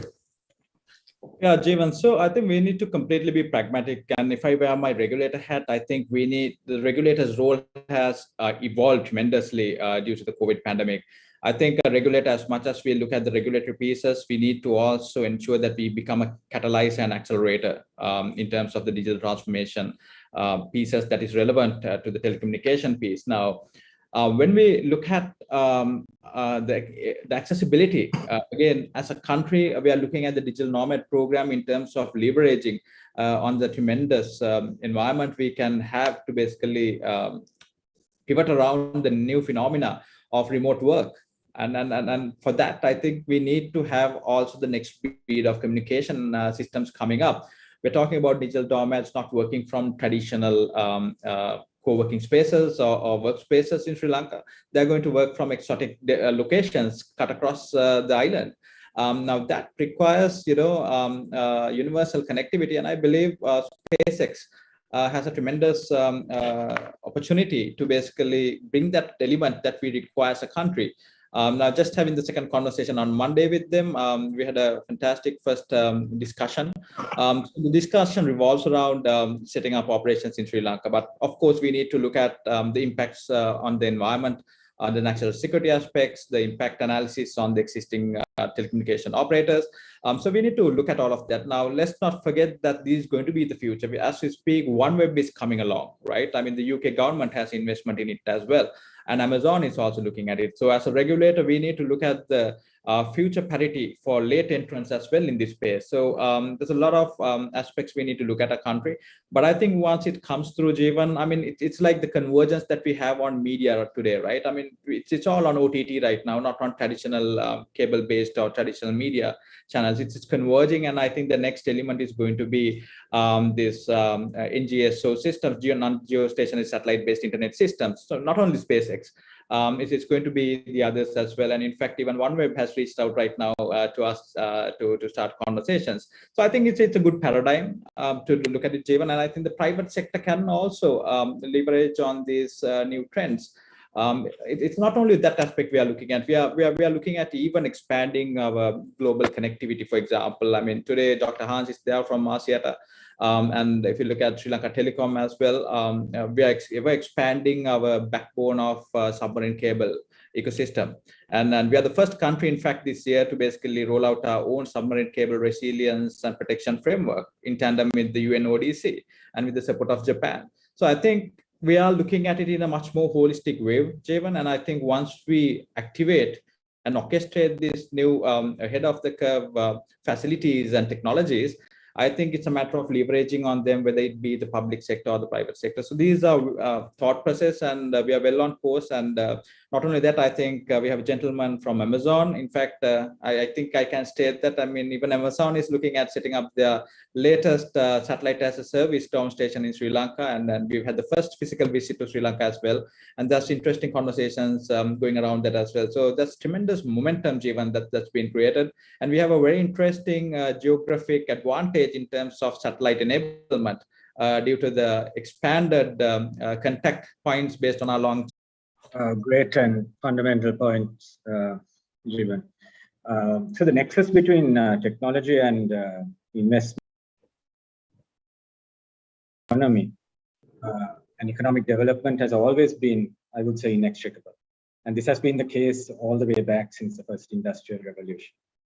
And as we know, an economy, it's important to recognize that it's a combination of the internal socio-economy on one hand, and on the other, the external economy, which depends on national competitive advantage. So there are two branches to what we traditionally call economic and also economic development. So today, as I mentioned earlier, I think we are at the juncture or the inflection point between the third and fourth industrial revolutions. And we all know what's behind or ahead of us with the fourth industrial revolution, cloud, 5G, robotics, artificial intelligence, etc. And since you brought up also the topic of affordability, and I think in the context that you threw this question at me, it's affordable connectivity. Indeed, this becomes a common prerequisite for both the third and fourth industrial revolutions, and if Sri Lanka is to ride that way.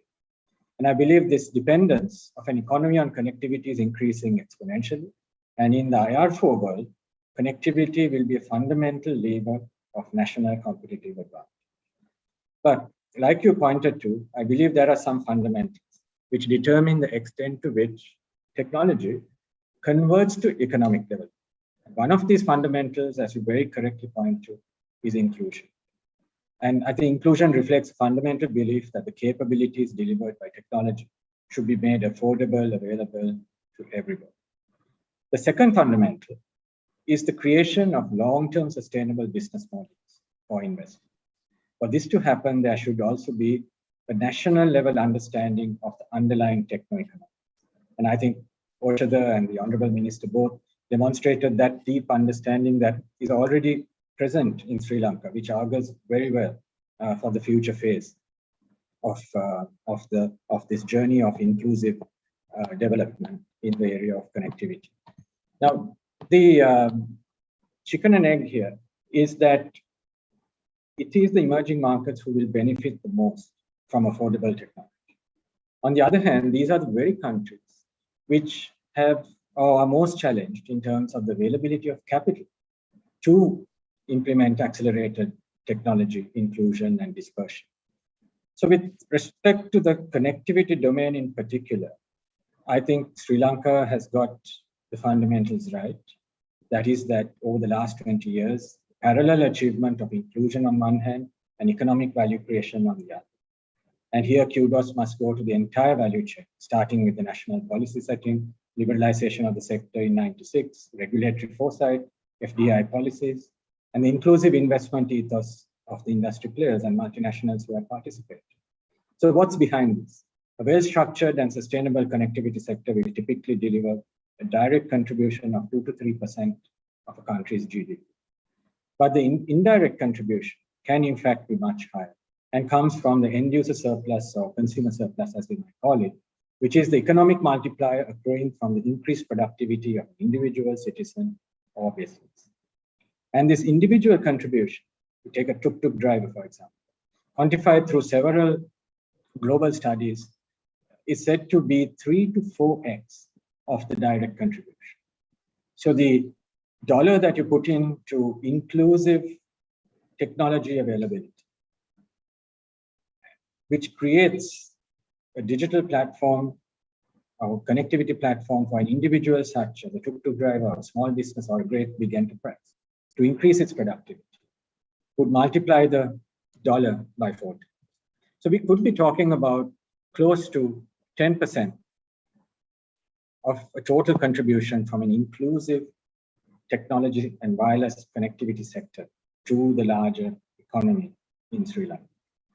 And when we go into the next phase of the fourth IR, the technology hub aspirations that we discussed. I think this multiplier would be far more or far higher. And in that respect, I think the business models do present themselves, the business models are present in the country, but what shows it up is policy, the enablement of friction-free FDI, for example, the enablement of the conversion of technology into economic outcomes, and thereby, I believe the parallel achievement of socioeconomic development on one hand and inclusive socio-economic upliftment, as well as a raw and direct development of the economy going forward.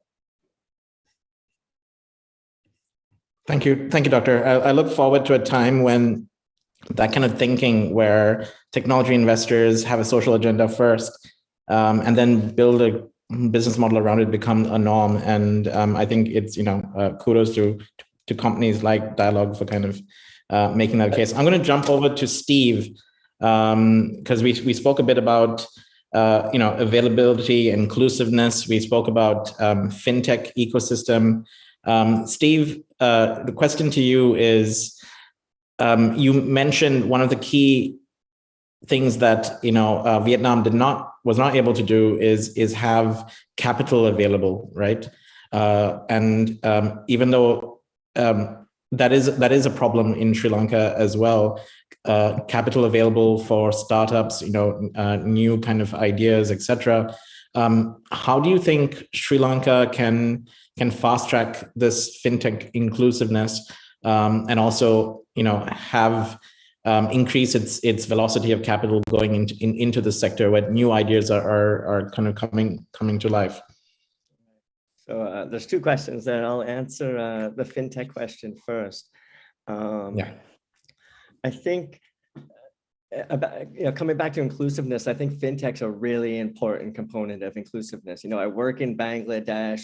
We see incredible digital literacy, financial literacy, because they have massive mobile money networks there. And you can see that when we try to digitize some type of business, they already have the digital literacy and financial literacy skills. So it helps from an educational component. I actually recently launched with the Asian Development Bank, the Women's Finance Exchange, where we help banks and SMEs digitize women-owned businesses so they can also get access to more capital. I think one way that Sri Lanka can actually leapfrog over other countries in the region is focus on women. I mean, women are left behind. I think women are incredible business people for many reasons. They're much more diligent, they're less lazy than men are traditionally, and they're financially responsible. They pay back their loans. That's just the reality. And if we can train the woman, entrepreneurs and workforces, and teach them how to run their businesses, they're going to help the economy probably more than the traditional male-run organizations. As far as getting capital into the country, again, Vietnam's done a really poor job regulating or creating some type of regulation around venture capital. And because of that, most companies, number one, they need to domicile their organization in Singapore, and they can have a representative office here. So there's really not investment going into local companies. It's really going into a Singapore domiciled company. So I think it's really important that the government policymakers around venture capital or P&E investment, they really set it up for success, where you can actually own, operate a venture capital firm in the country, invest in local countries, because all that money is really going out of the country, and that's not helping the economy. So it's really important to have at least a good framework to enable and allow easily for the venture capitalists to invest in the country. Thank you, Steve. I'm going to very quickly kind of go to the supply and demand side of, this is a problem that everyone kind of speaks about. To give some context, Sri Lanka has 200,000 students who finish their A-levels, only 40,000 students who enter the tertiary education system. Out of that, maybe 9,000, IT graduates come out. And I'm just going to jump to Srimati on the demand side, and I'll come to the supply side.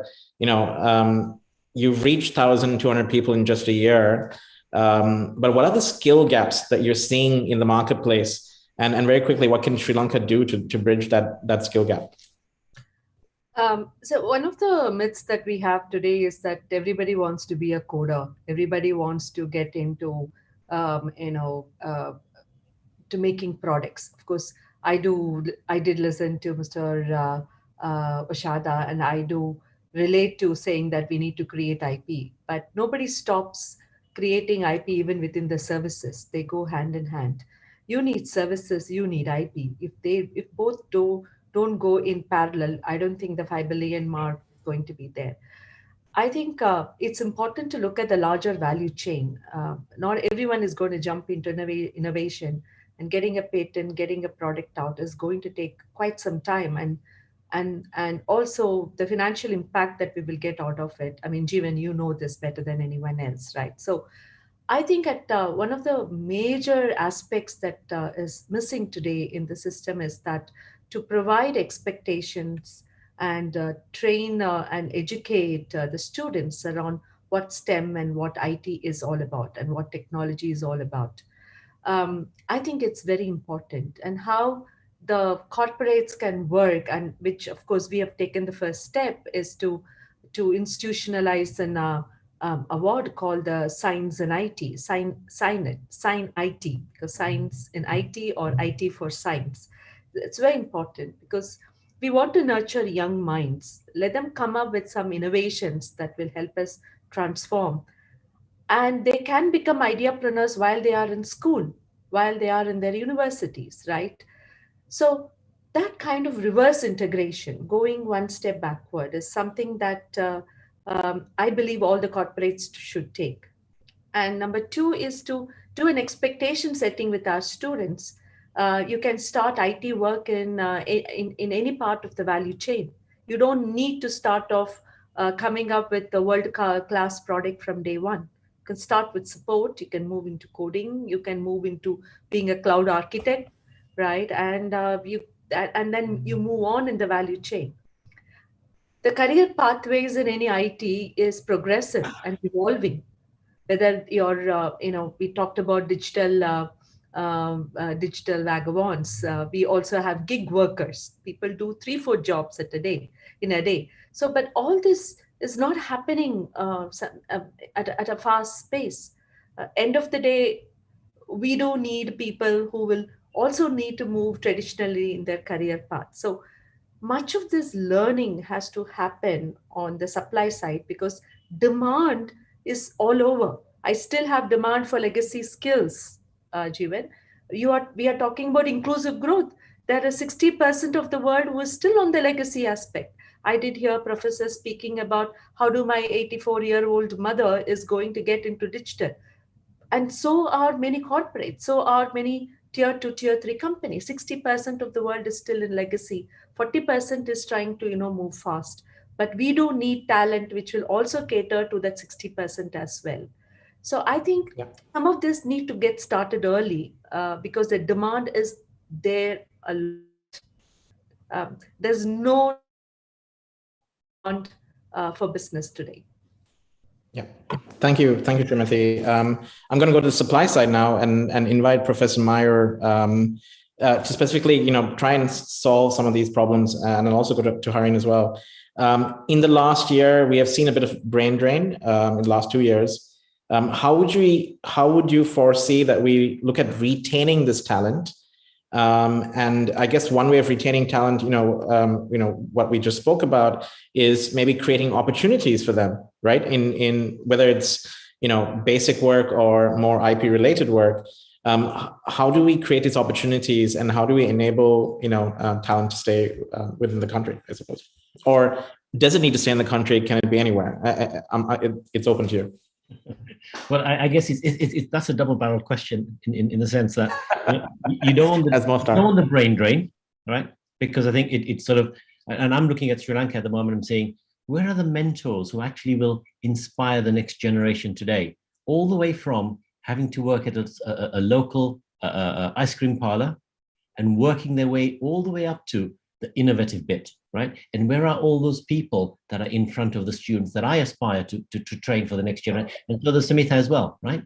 And I think if we don't have those and they're not in country, then I think we fail them already. Second bit really is important, that we don't want everybody to be in the single talent pool. We have a need all the way across the chain, right? All the way up the curve. And if we don't service every bit all the way up the curve, breaking that link is going to make everything else break as well. Because we live a very fast life now. We want everything, we want it now, right? I want my furniture made excellently, right? But I'm not going to need that person to actually have a degree. Doesn't have to have that talent, has to have a different talent. So having apprenticeships in your country where students start working at the age of 16, getting that exposure to, even learning to getting up at 6 o'clock in the morning and going to work is a soft skill that we still struggle in the UK with. And I'm sure Harin will tell you how many students don't turn up on time still, right? How do we nurture that from very early on? I don't think the Asian world has that issue really, right? But it's the other things that we need to bring in place, okay? And then where are the industries and the small companies and the large companies providing those apprenticeships for students to go in for 2 or 3 months, understand what the real world is like very early on? Not that they don't need to learn how to grow up as youngsters, adults growing up, but they have to also fixate into what is important. And if you expose them very early, they will know whether they're going to be wanting to go down channel A, channel B, or channel C. The inflection points are very important to be exposed very early so they go in the right pathway, right? I'm always a believer that if you start something, and education-wise, it's got to be in your career. It's a 40, 50-year-old stint, and you've got to learn to enjoy to get up in the morning and do it again and again and again. It's not a turn of the key. And I guess the Amazons of this world can actually help in that, because if you have incubation hubs available where the plug and play happens, right? I want my IoT students, I want my cybersecurity students, I want my data science students, my AI students to be able to go to these little hubs, have access to the latest technology to be able to innovate, right? We can't expect every SME to be able to spend money in that little infrastructure piece. It's got to be generic across the theme so that they can go and plug and play and they can network. Because remember, innovations don't occur singularly. It is a group event. It is a group that needs to be involved. In education, I'm sure Harin will tell you the same. We always make sure our teams actually have to learn to work in groups. But I would say it's a false world because we do it in an education establishment. I would like to work with the likes of Huawei, Amazon, just to make sure that they get the exposure to the real world very early on, so they can be made. They're allowed to make the choice very early on where they want to go. If you get the wrong person in the talent pool, they can break it. You want the right person in the talent pool, but you also want the right person who's going to go and do the other chores in life that are also important. Everybody doesn't need to be educated. We went to the system where we wanted the large proportion of our students to be educated. I don't need my nurses to be educated to the point they have to have a PhD. They've got to have the right compassionate skills to be a nurse. And it's the same in every discipline. We have to just fixate on what is important and then be able to provide them with a platform for them to do. And I think in Sri Lanka, there is that there. The passion I see in your young generation is there. I think sometimes the passion is lost very quickly is because they have to knock on 10 doors where 2 should have been enough, right? And if we get that right, I think it'll be really, really good. And I think Oshada was saying the same thing in that, there are lots of thought processes there. How do we put the jigsaw puzzle together to make that big jump, right? And the jump really is to jump the next country that's competing with you, to be one step ahead. You don't want to be inventing something that's going to be out of date in 5 years' time. You want to look at something that's going to be there 7 years down the line, and it's going to have a longevity, right? Yeah. Yeah. Thank you, Professor Meyer. And I'll get to AWS and Huawei in a bit. Just to jump into the right sets of skill sets and maybe talking a bit more on the higher end.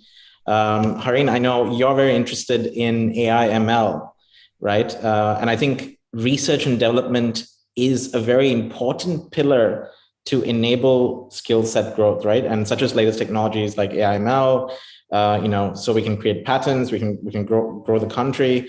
What are the important steps that Sri Lanka needs to make sure that research and development takes place? Because there's not much happening today, and we'd like to see a lot more of that.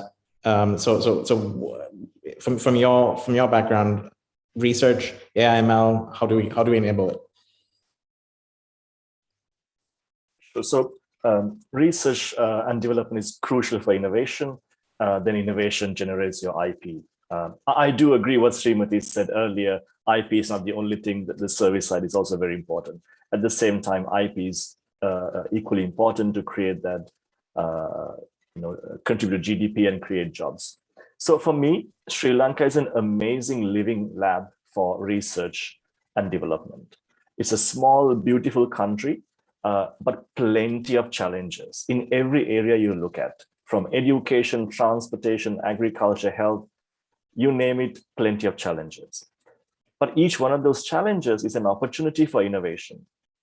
So I would say for Sri Lanka, where we know we have a limited number of resources, focus on identifying a small number of grand challenges to be solved in a 5 to 10 year period, and focus on those, because you can't solve every problem. You just don't have the resources. Then you create perhaps something like a grand challenge fund, where you have both government and industry investment, because the outcome of this research is going to benefit both the private and the public sector. You then need to make sure that you bring people of all domains together to do this research. Myra highlighted earlier that this is very interdisciplinary. You can't just have AI experts solving problems in agriculture or healthcare if they don't understand the problem domain. So you're gonna make sure you bring all these people together. And to do that, you have to think about the place, whether it's a physical or a virtual place where you can bring these different groups of people to come and solve the grand challenges. So my recommendation is, think about a national center for innovation. I think you have to think about whether you want to have multiple small scale innovation centers, or you have 1 or 2 big ones. Again, in the context of Sri Lanka with the limited resources. And having the innovation centers is not enough. You have to think about how do you then transform these innovations into enterprises. So next door to your innovation centers, you've got to have your incubations and your accelerators. I believe that's how you go through. But the fundamental to do research is your education system. You have to make sure kids grow up thinking critically, that they can actually question you, that you can actually stand up in a class and question the teacher, why is that so? And right now, I don't think our education system is quite there. Okay. Thank you, Professor. I'm going to jump into Dr. Harin Sam from AWS. And I know, Harin, AWS has created successful communities and ecosystems, right, globally, to further kind of innovation. Can you give us some lessons from the AWS side of what maybe Sri Lanka can do, and maybe look at, driving important skill sets, not necessarily just the high-end skill sets, but maybe things like entrepreneurship, business development, even basic cloud infrastructure. Can we create centers of excellence around that? And and how, and maybe some lessons from the Amazon side on how to enable that. Yeah, Jim, and thanks for that question. And the short answer to that is yes, that can be done and has been done in a number of different places.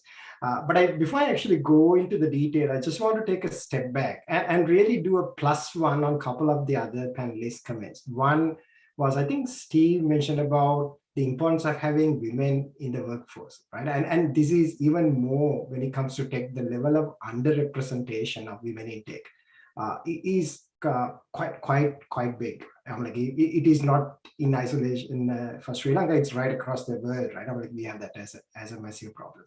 And the second part is actually those employees who are in transition. And these are 2 audiences that are actually available today for the tech industry, and more so in countries like Sri Lanka as well as everywhere else.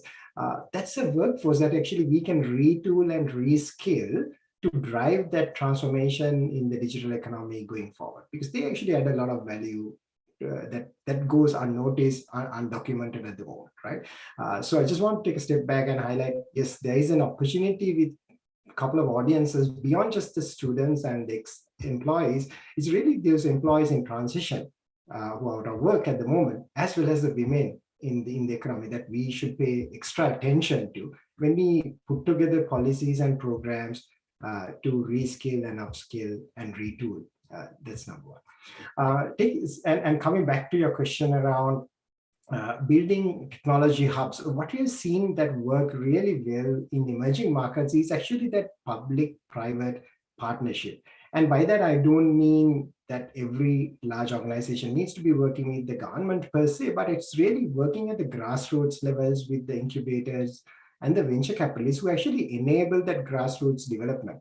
I remember a couple of years back when in Myanmar, we used to work with the local venture capitalists and incubators on something called a startup bus that used to drive around to the main cities in Myanmar, bringing together people who are keen on and eager to really learn and go in and get their hands dirty, trying stuff and building stuff, right? And that's the nature of the grassroots development that we saw that really led to a number of startups come out of that ecosystem. So there are different things that we can do, and these are sometimes market or country specific, because each of the countries and markets have specific limitations and challenges as well as opportunities, right? So there's one way of looking at it.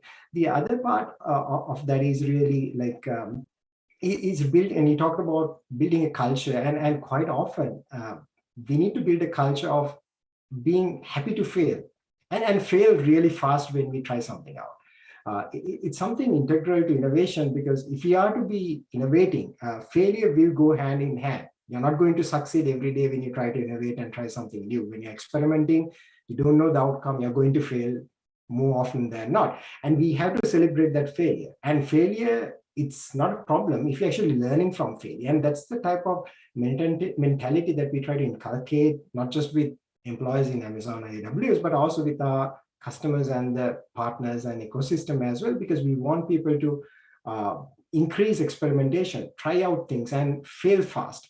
And I do want to earlier that one of the things that you mentioned, one of the advantage of something like cloud technology, what that brings is that reduces the cost of that failure. You no longer have to really invest in infrastructure or hardware up front and wait for these things to come for 2 or 3 months down the line. You actually can switch on things very fast, literally in minutes. And you can try something out. If it doesn't work, you can shut that down and move forward. So you actually, when you reduce that cost of failure, you actually increase the rate of innovation, because people will try out new things, new experiments, and that will amplify. And there's a flywheel that actually accelerates innovation as we go forward. So these are two things that we look at when we start working with partners in that ecosystem, and be it the venture capitalists or the incubators or the public partnership. We try to do that. And that's the thing that we have seen work, but that's very specific to different markets. Different markets have different approaches in doing that. In some markets, it may be virtual. In some markets, it may be pretty physical, and you've got to be there in front of the people, in front of the students, in front of the startups to really get down and do these things. So I hope that answered your question in that sense, Jeevan. Yes, Dr. Haran, thank you very much. I want to go to Michael. I think, we spoke about a lot of things and really talking about the levers of, this digital journey, if you will. And, to build on what Dr. Hans also spoke about is, this kind of exponential growth idea, right? How do we enable that as quickly? So let me ask you things around, how do we further education, right?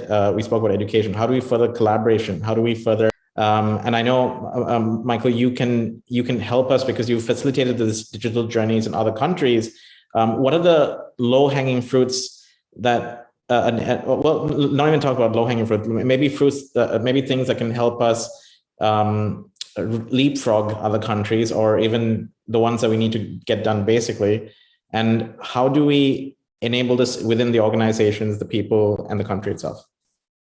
Sorry, I know that's a bit of a long-winded question, but if you want me to break it down, I will as well. I'm running out of time, so. I think I got all that, and I'll do my best.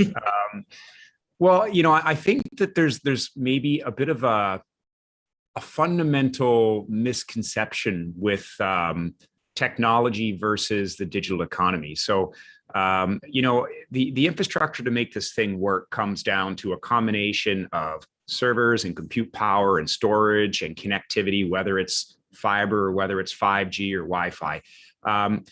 I think it's important that we don't over accentuate the fact that when we talk about educating people for the digital economy, we're not necessarily talking about training them on how to set up 5G base stations or training them on how to manage, cloud computing.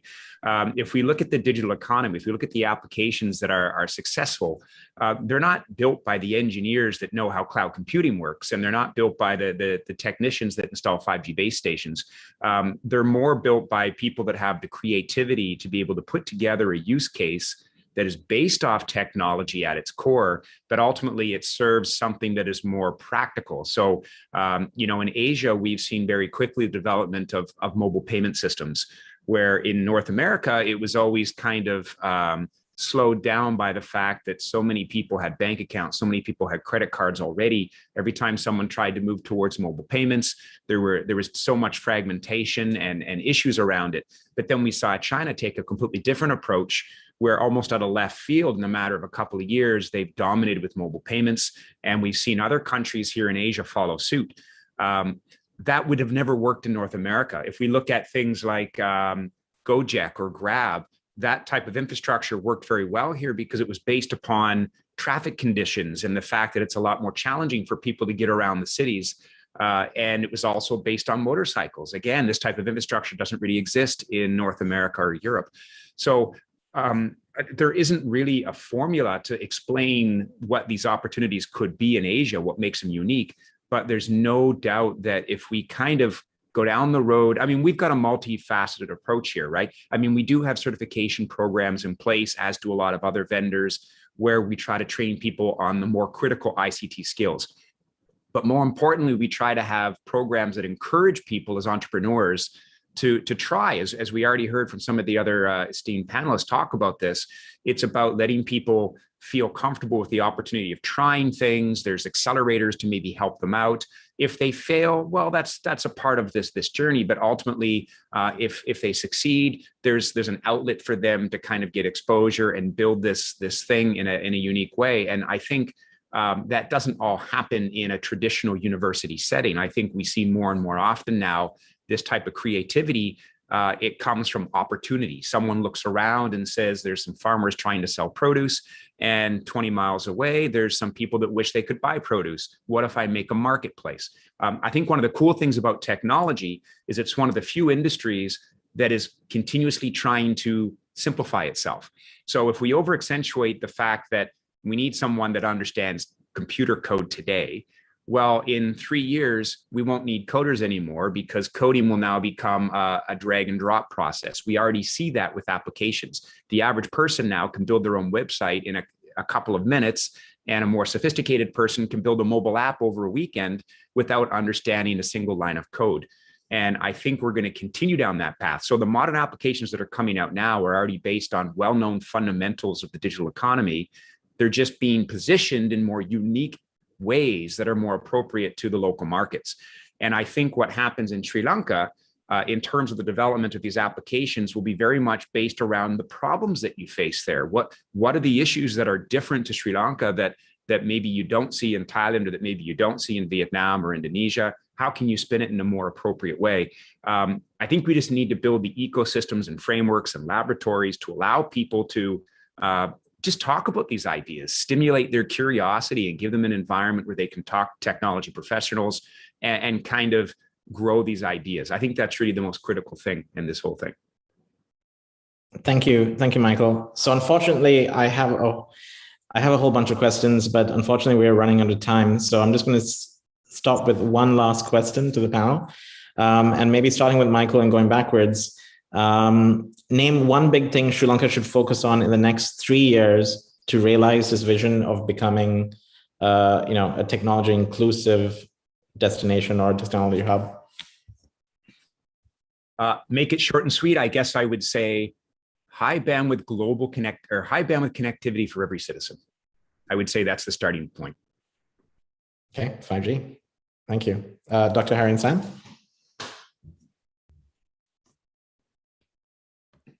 Yeah, in my case, to keep it short, that would be skill development across all age groups and all the genders. Thank you. I think Professor Meyer. Okay, I think my take one would be allow our young generation to be allowed to be thinking outside the box. Yeah. Okay, Professor Harim. Things that I want to say already been said. So I would add data protection. A lot of the technologies we're talking about are driven by data. So we're going to make sure that this data is collected and used in an ethical and a legal way. Okay. Steve? Dream big and think differently. Thanks, Steve. Last but not least, Dr. Hans. Given that you put a 3-year time frame on it, I think let's be ambitious. An industry in Sri Lanka to be on par with counterpart in the most developed country in the world in terms of 5G deployment and the use of 5G for industrial application, which would make the manufacturing industry seamless and conjoint between Sri Lanka and global counterparts. Thank you, Dr. Hans.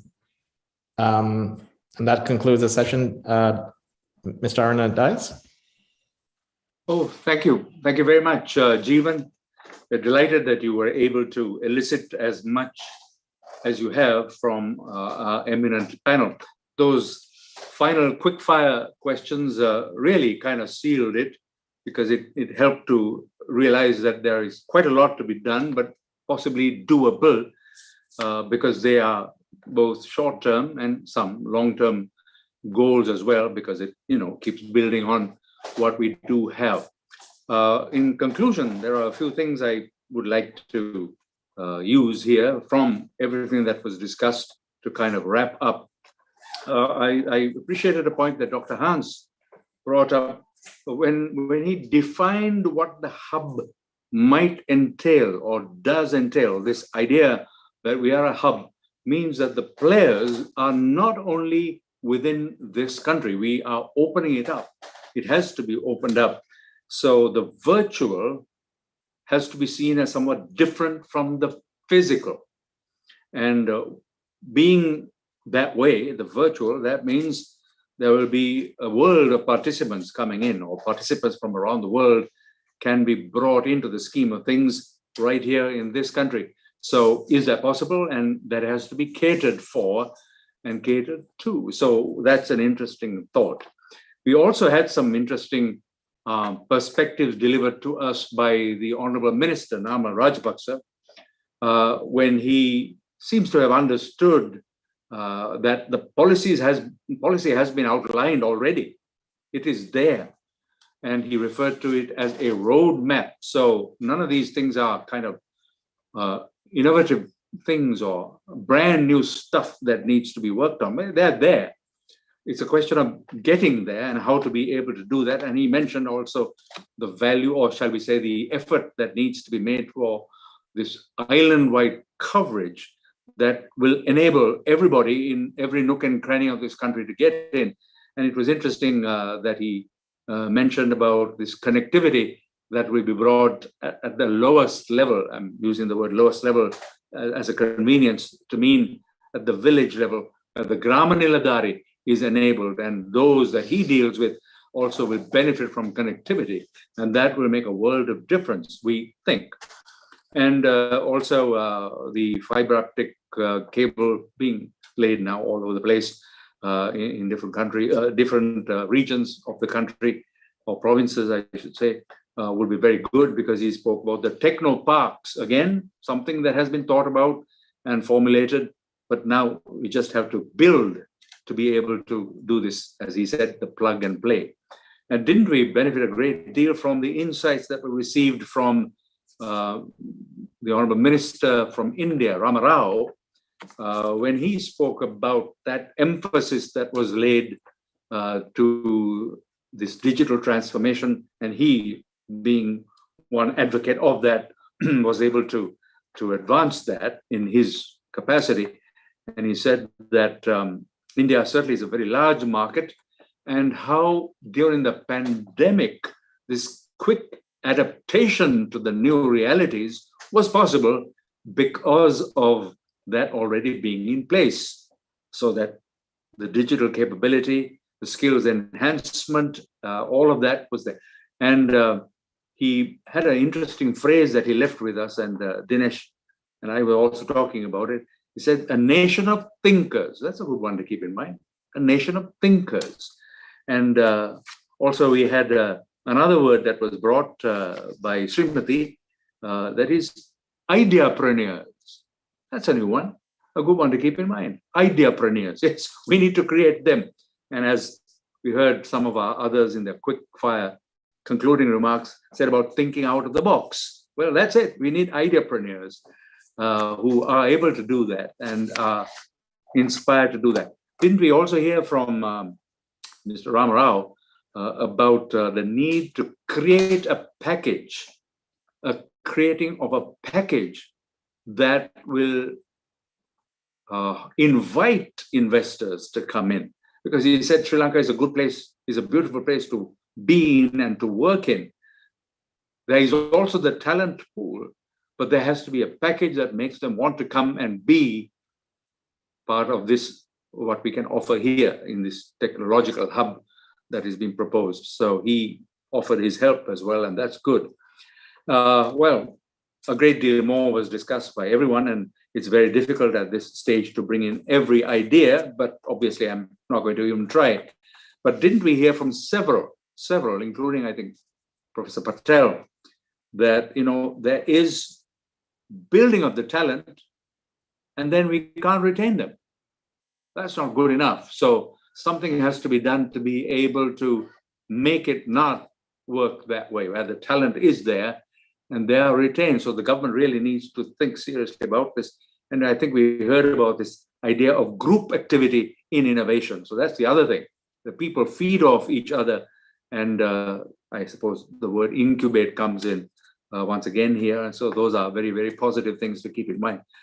In my concluding remarks, I would like to mention that all of the recommendations that were brought before this audience and facilitated by our moderators, both Mr. Kasim as well as Jeevan, all of these comments and ideas that were discussed will be presented to the government. That means all that was discussed in the webinar will be presented to the government and particularly to the minister.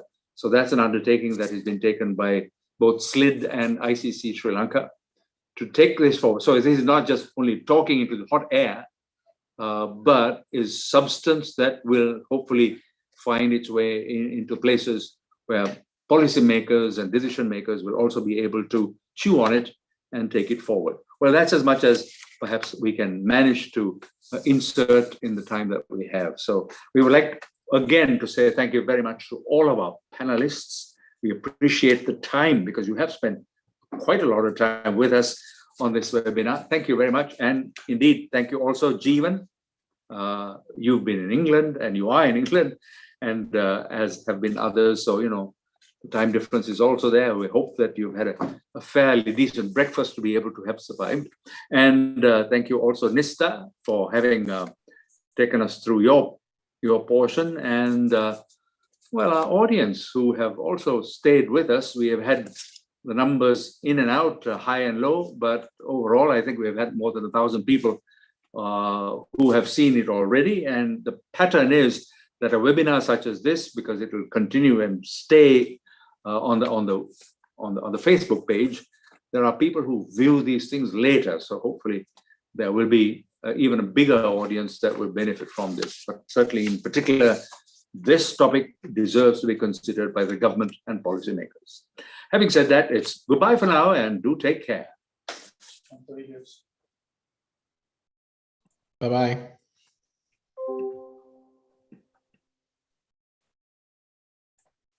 See everyone. Bye-bye. Bye, everyone. Bye.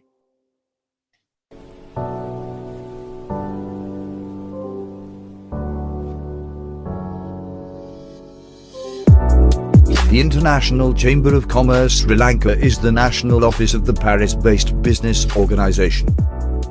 The ICC comprises of membership of 45 million members in 130 countries. Trade facilitation, export and import and cross-border trade and issues relating to freight forwarding and many other matters of importance are addressed by the ICC. ICC Sri Lanka works through several committees to debate, discuss and suggest solutions on subjects related to the mandate of the Chamber. Each of these commissions are led by professionals in the committee, with many committees functioning. ICC includes a membership committee, International Relations Committee, Policy and Advocacy Committee, Training and Development Committee, Banking Committee. ICC is the sole authorized guaranteeing agency for ATIA CAN. It's an internationally accepted customs document which enables duty-free and tax-free temporary importation of items as commercial samples. The ATIA CAN reduces costs and red tape. The ICC is also known for its popular publications invaluable for bankers, lawyers, arbitrators and anyone involved in cross-border trade. Its members are provided with a member's privilege card which includes discounts with multiple retailers. ICC Sri Lanka's vision is to be the organization of choice to advance international trade and investment for businesses in Sri Lanka. ICC Sri Lanka's mission is to be the change agent in national policy formulation and implementation and facilitator of global businesses with Sri Lanka and disseminator of information on the development of business utilizing the services of ICC Paris while continuing to be a facilitator of dispute resolution. In addition, the ICC Sri Lanka organizes seminars, lectures, meetings with business leaders, and gives recognition to Sri Lankan businesses for outstanding achievements. ICC can play a special role in connecting business to the world and be a driving force for all Sri Lankan businesses.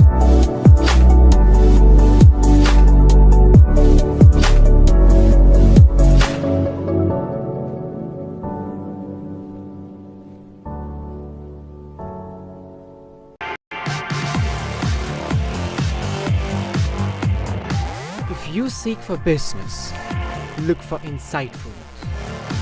If you seek for politics, look for anticipation. If you value lifestyle, look for the extraordinary. If you love sports, look for the passion. Daily FT. Be empowered.